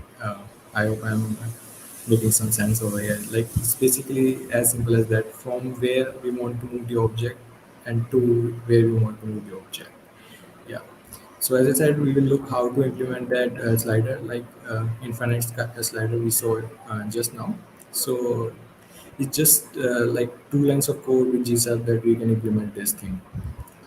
Like this is the only thing with GSAP we need to implement with this use effect. Like first, we need to pass a ref on the component that we are trying to animate, and then we need to create a timeline for the GSAP. This repeat here means that we want to continuously repeat, infinitely repeat the animation loop, and then we just set the current position of the x-axis to 0, like this position, like we want the when the website first load to be on this x0 position, and then after that I want the object to move the negative 250 pixels in 6 seconds. And so this object which I have made is 250 pixels, so I want this to move to the left of the screen so that it goes out of the screen, and I'm just repeating that for 6 seconds, and the easing is linear. You can change anything you with the easing, like there's many eases for that, and duration you can change as well, like you want it slow, you want it faster, and that's how that simple animation is done. Like you can just replace it with the svg's component, and then we can have that slider as well. And one of the implementation for GSAP is like the photo reveal. We see like many on the many websites we see, like while we scroll through the website, there's an animation of the image reveals, and so this is also done with GSAP, and it's pretty easy as well. Like I said, we need first to define like where the image will be visible when the page load. So we are setting the visibility to visible for that container of the image, and after that we are telling GSAP that to decrease the width of the container in 1.4 second. Like how this works is like this is an image, and over that I have a container with the white color as well. So what I'm telling GSAP is like to decrease the width of the container that is on the top of the image to 0% in 1.4 seconds. And as I said, that you can just use the easings with the GSAP, like easy in the out and linear and bounce and spring, all those animations. And this is basically how it works. This is a one liner, and like this looks so cool, right? And as well as I'm saying that for the image, like I want the image to move from what this from means. I want the image from when it load to be a scale of 1.6 and move down to the scale of 1, and when it's low and it completely loads, it's a 100% scale, one scale. Like this is how it's simple with GSAP. And we have pretty much basically pretty much the GSAP docs are very you can elaborate. Like we have much functionality written over that. The tween is basically used to get the animations from, and we have pretty much good examples like how to animate all these multiple objects like this. And one of the major use case for the like the stagger animation, like if I run this when you're a content library and you want to animate that, like this will animate like this. So this is very bland, as you can see, like this is very linear. And if I just comment this one out and I just add a this functionality, this tagger, what will it do is like it will just delay the animation on the next object. uh, next object by 0.2 seconds. Like we can see how this simple stagger um, will affect the animations. Like you can see, like after this is loaded, it is the next element is loaded after 0.2 second. Like yeah. So GSAP makes it more simpler and easier to write all these animations um, for us. Yeah. So to understand that, GSAP offers multiple plugins. Like there are currently 19 plugins as of now. Uh, the main plugin that is used with GSAPs are the scroll trigger and CSS rule plugin. Scroll trigger is basically used, as I showed you earlier. This functionality, uh, this scrolling and animating objects while scroll is done by scroll trigger uh, on the basis of the position of the current scroll that we are getting. Like Bhargav recently showed that the use mouse, basically that is the functionality that scroll trigger provides: the mouse position and the scroll position of your current position on the screen. So this is done with that. And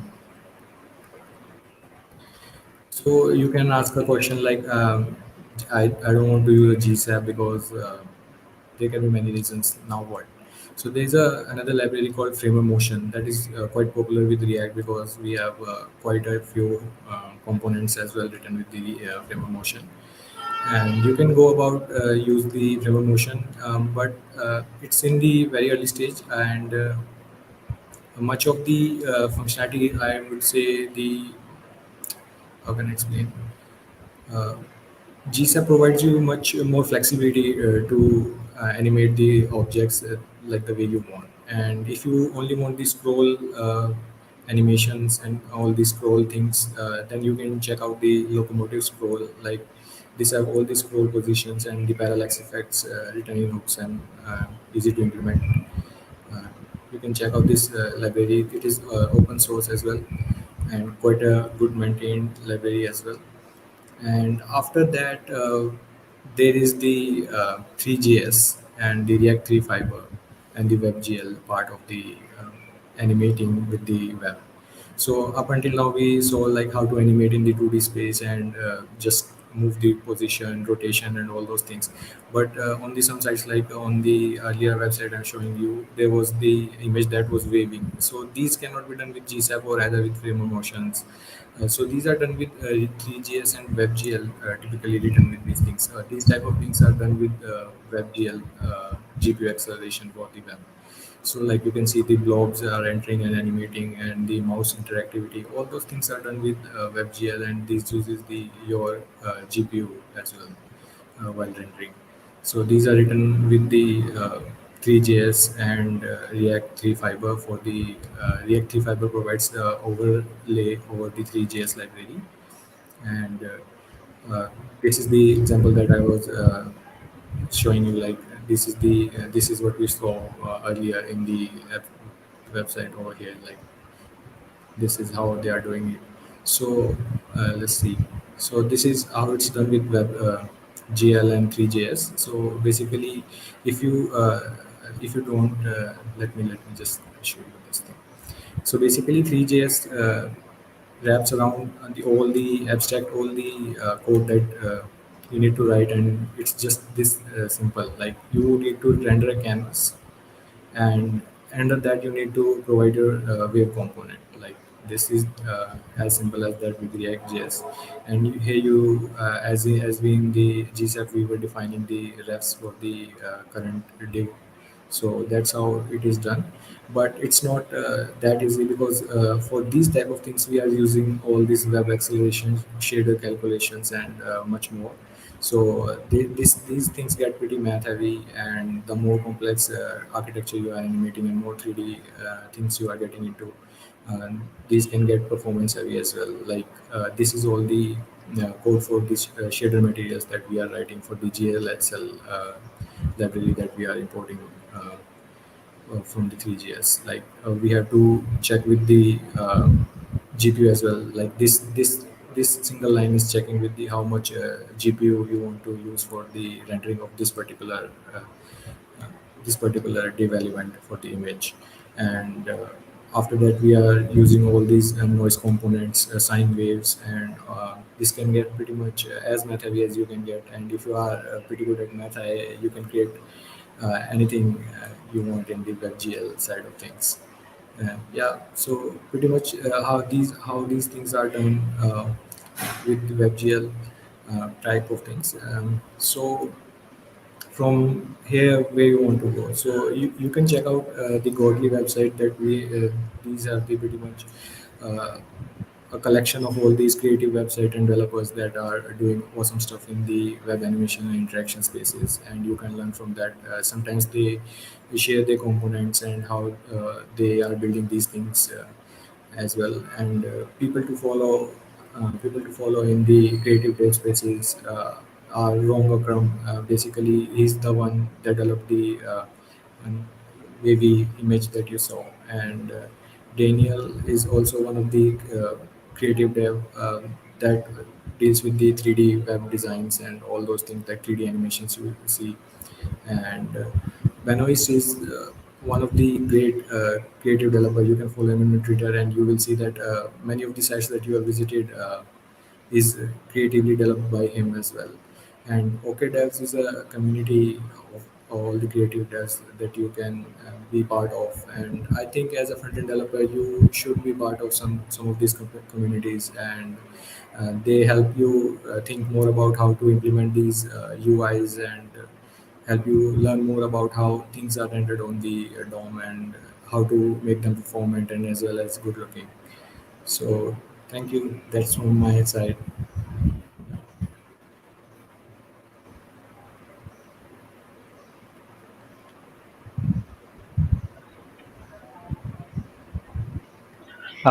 Nice talk, Saurabh. Yeah. Thank you, Kiran. Yeah, really cool demos. Yeah. Thank you. Um, so if you have any questions for Saurabh, you can ask now. Otherwise, you can also reach out to him directly on Twitter. Yeah. Sure.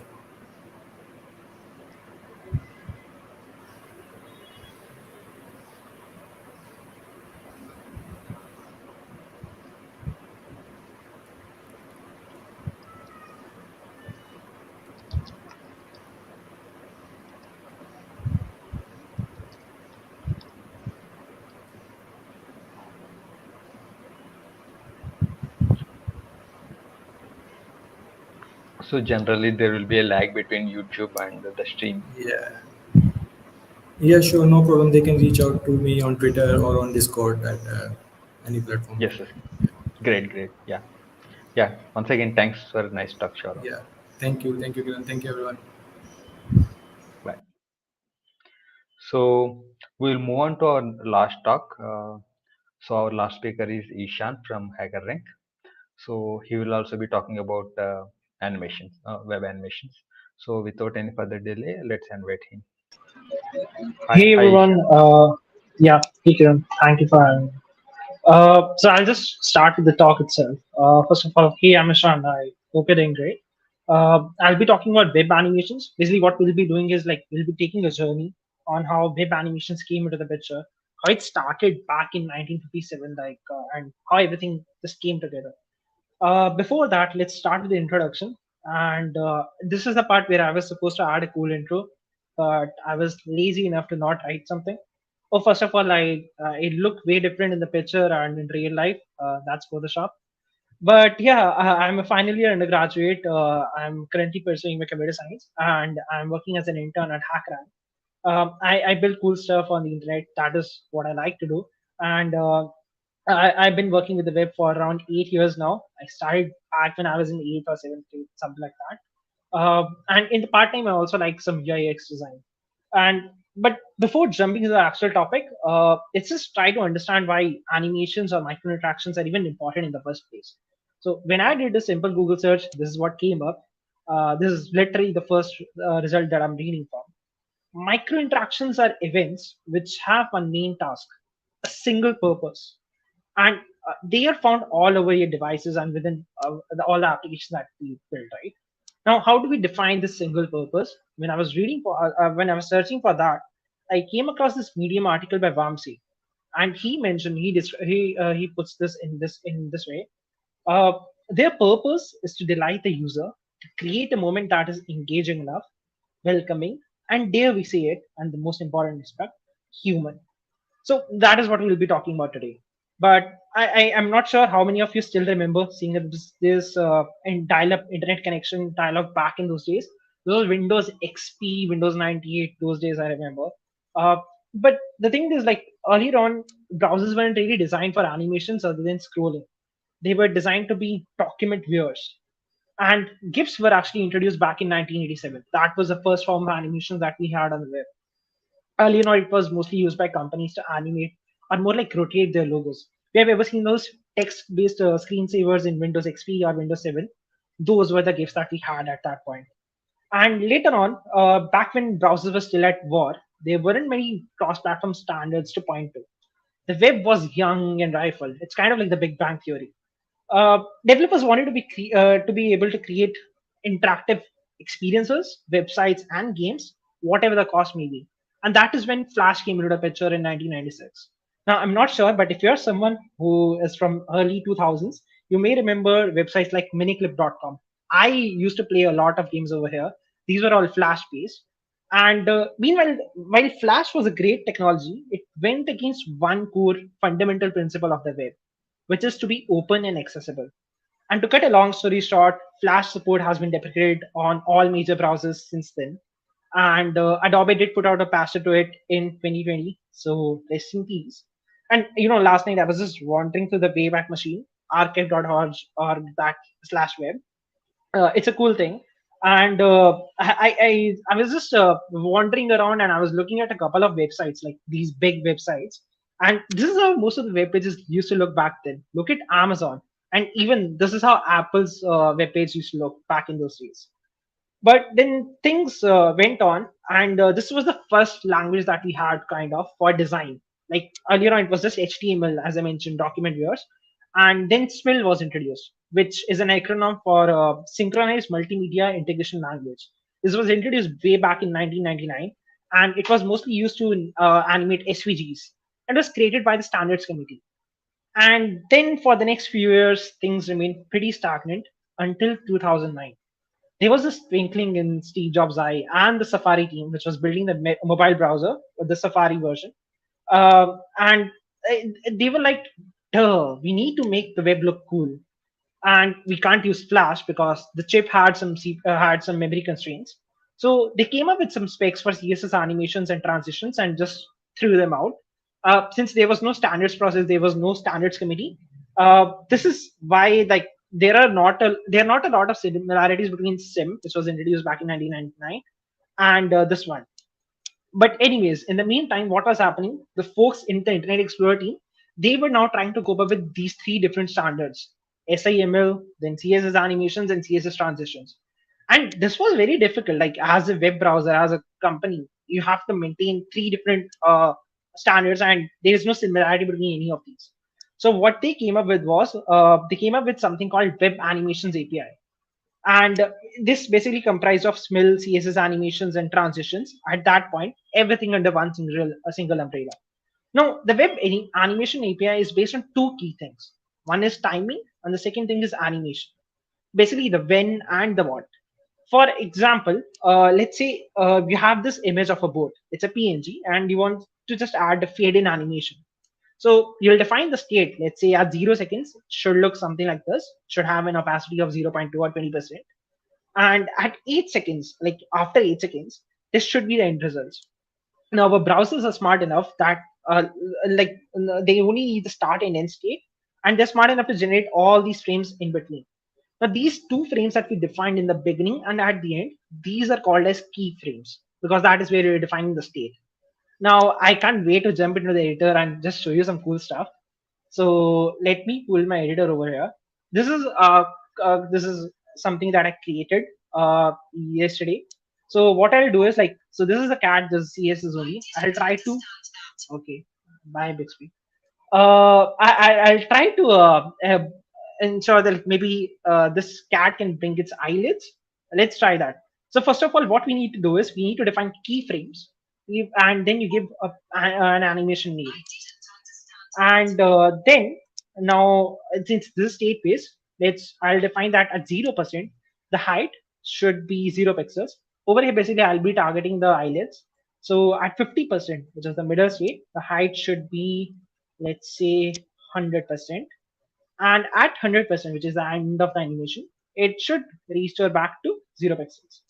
Now we have defined these particular set of keyframes or this animation, but we need to hook this up. So I have this eyelid over here, right over here. Apparently, I'll just use the animation property. I'll define the first of all, I need to pass the animation name, which is blink. Then you need to pass a duration. Let's say I want the eyelids. I want this entire animation to occur between 2 seconds, and then like it's then next of the rest of the parameters are not required. But for example, like you just saw that this animation happened once only. I want this cat to blink infinitely, so I'll just add infinite, which is the number of iterations that I want for this particular animation, and that's it. We have a cat which can blink its eyes now. Now coming back to the presentation, so what we just wrote right now, right? These were CSS animations, since we are practically writing CSS only. But if you notice one thing closely, over here as well, we had defined a start and an end state, and then everything in between, which was like 0%, 50%, and 100%. Now, because of this reason, these are also called state animations. But for, like sometimes, like let's say, what if we want to make our cat interactive? Like when I click on the particular when I click on this cat, I want this cat to blink its eyes. Can you think of something like how can we do that? You can write in chat maybe. Now, like since YouTube chat takes 30 seconds, so I'll just skip this part. Now, the hint is that when it's told you, I want to animate this cat on a mouse hover or click event. The first intuition that comes to mind is JavaScript, because events means event listeners, right? But the animation that we wrote, that was in CSS. So do you mean like, can we do something like CSS plus JS animations? Is it even possible? Hell yes, that is the web animations API for you. Let's just see how it works under the hood. So I'll take the same example. I just have it open in another thing, and I've removed all the CSS part that we just wrote here. It's the same. We are in the same state now. So what I have is like I basically have defined these two particular selectors over here. One is for selecting the face, and the second one is for eyelids. Now let's try to animate this. First of all, I need keyframes. Again, what we wrote over there. So this will be an array, and I want the height to be 0% in the beginning, and then I want the height to become, let's say, 100%, and then last but not the least, height should return back to 0. So now we have defined the keyframes, basically the set of animations, the sequence in which they should occur. Now we need to attach this to the particular eyelids, right? For now, let's just to test this out, let's first try this with one eye. So you can see like this eyelids has document.query selector all. So this will give me an array of both the eyelids, left and the right one. So let's try animating the first one. So I'll just call the animate API, and then I'll pass the keyframes. And now this expects a couple of options, this object of options. Over here as well, I'll define the duration as, let's say, 2000. And it should animate. Yep, it did. Now our cat is winking. So what if I want to do this with both of the eyelids? So like in that case, basically what we can do is eyelids dot for each eyelid, eyelid dot animate. And then we'll pass the same keyframes and duration as again 2000. Now this should work. Yeah, I did, thankfully. Now, what we wanted to do was, like, coming back to the presentation, we wanted to make it stateless. Like, we wanted to make it interactive. When I click on the eye, when I click on the cat's face, then it should animate. Right now, that's not happening even when I'm clicking. So what we can do is, we can use our own JavaScript. We can add an event listener. Face.add event listener, and we can listen to the click event, and then it accepts a callback, of course. In that same callback, we can just pass this particular method that we came up with. Now things should work. Yeah, this is one of the first talks in which my demos went as smoothly as I had imagined. But this is a transcript of what we just wrote right now on that code point, right? What we are basically doing over here is like we're calling this animate API for each of these elements, and this accepts two parameters, just keyframes and options.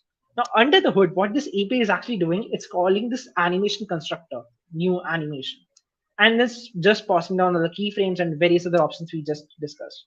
Now, this is where things get interesting because with CSS animations, we just mentioned that those are state animations, right? You have a start and an end.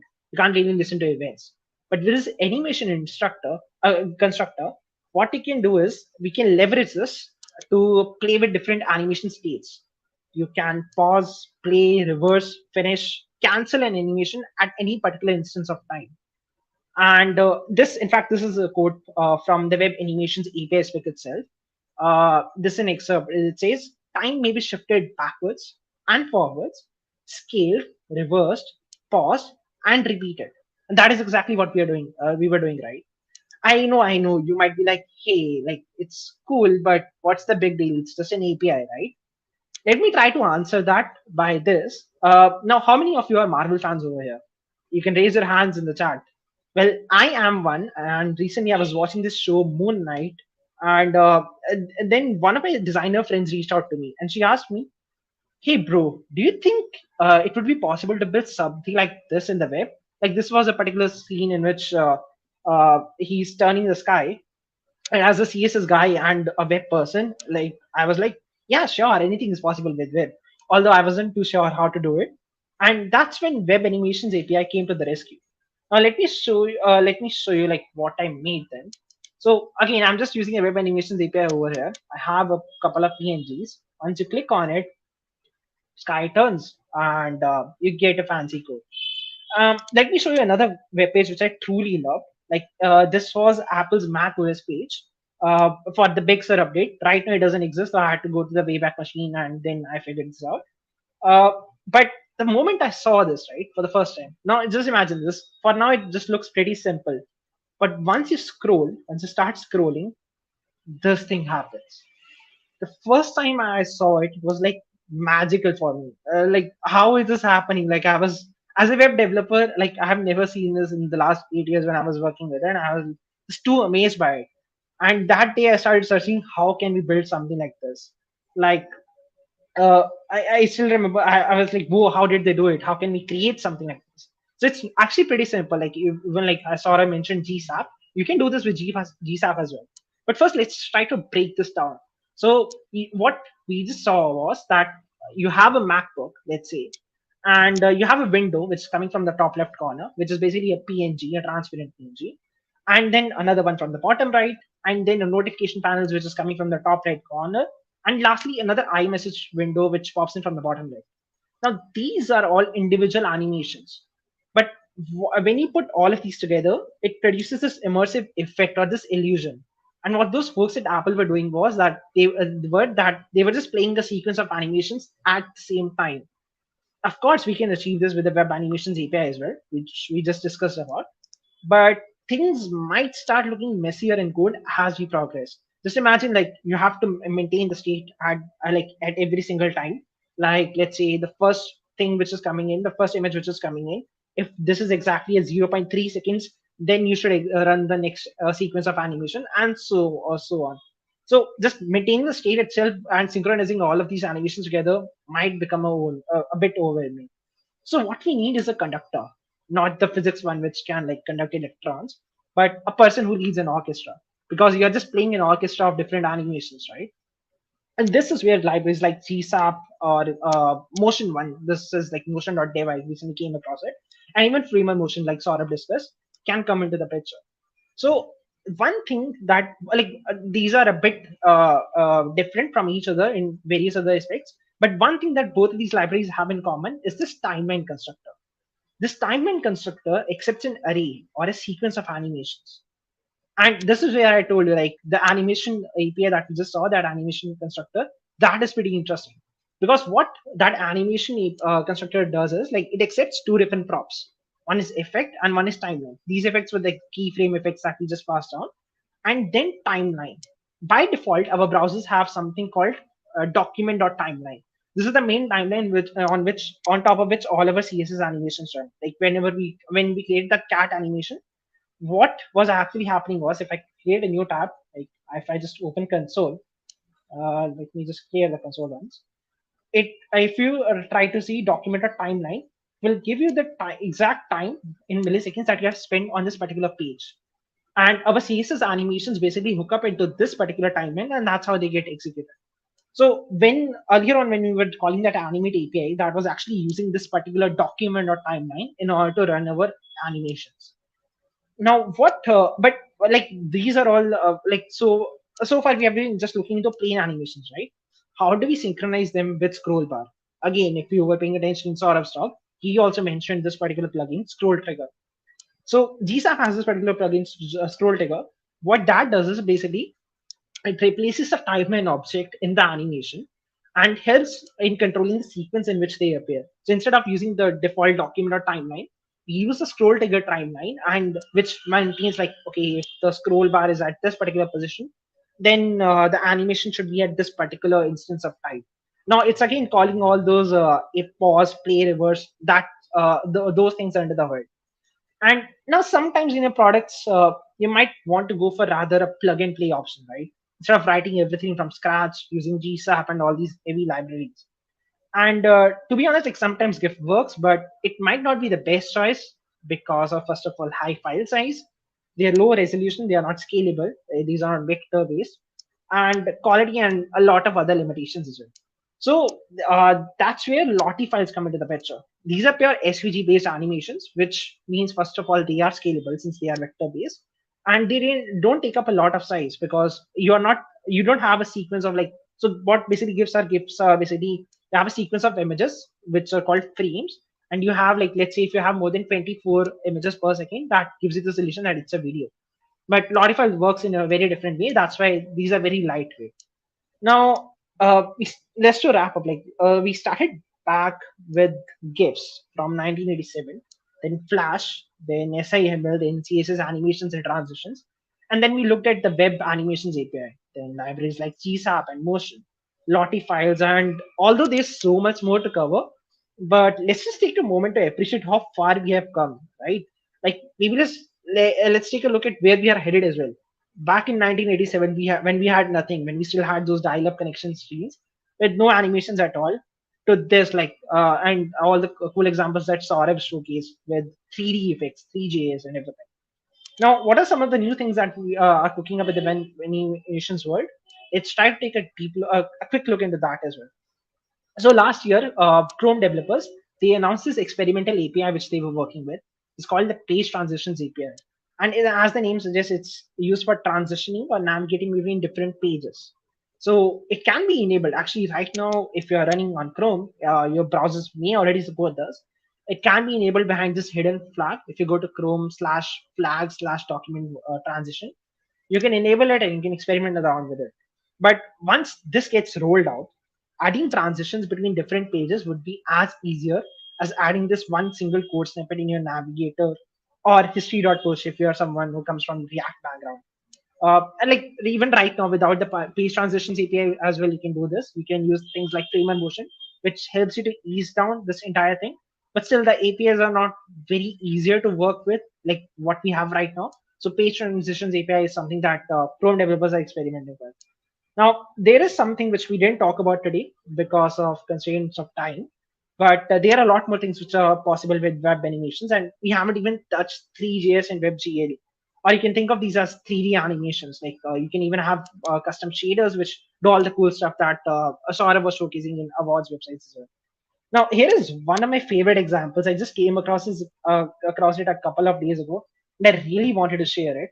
So this is one website I came across, and if you scroll down, you'll see this one thing. Though this is all 3D, you have a bunch of album art covers, a series, and I right now I'm not sharing audio because if I did, like there will be a copyright strike on this channel as well.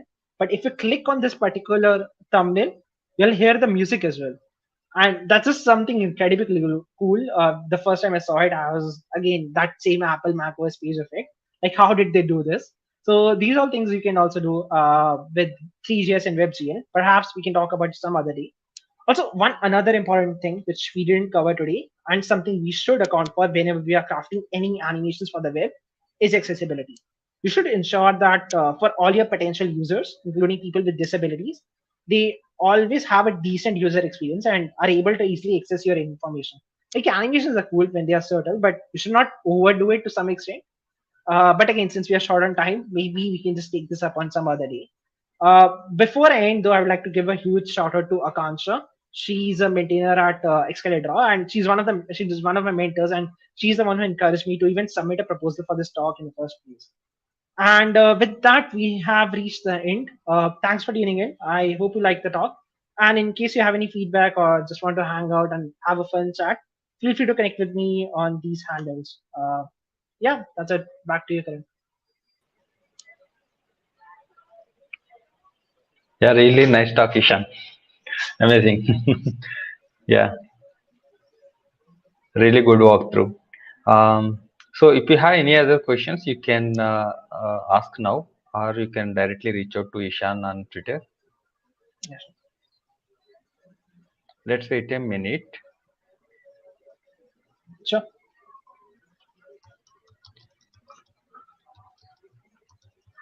By the way, it's a weekend. What are you folks doing on a YouTube live stream? You should go out, have fun, like just have some snacks or something. But yeah, don't, like I'm not saying like don't watch my talk. After that, you can.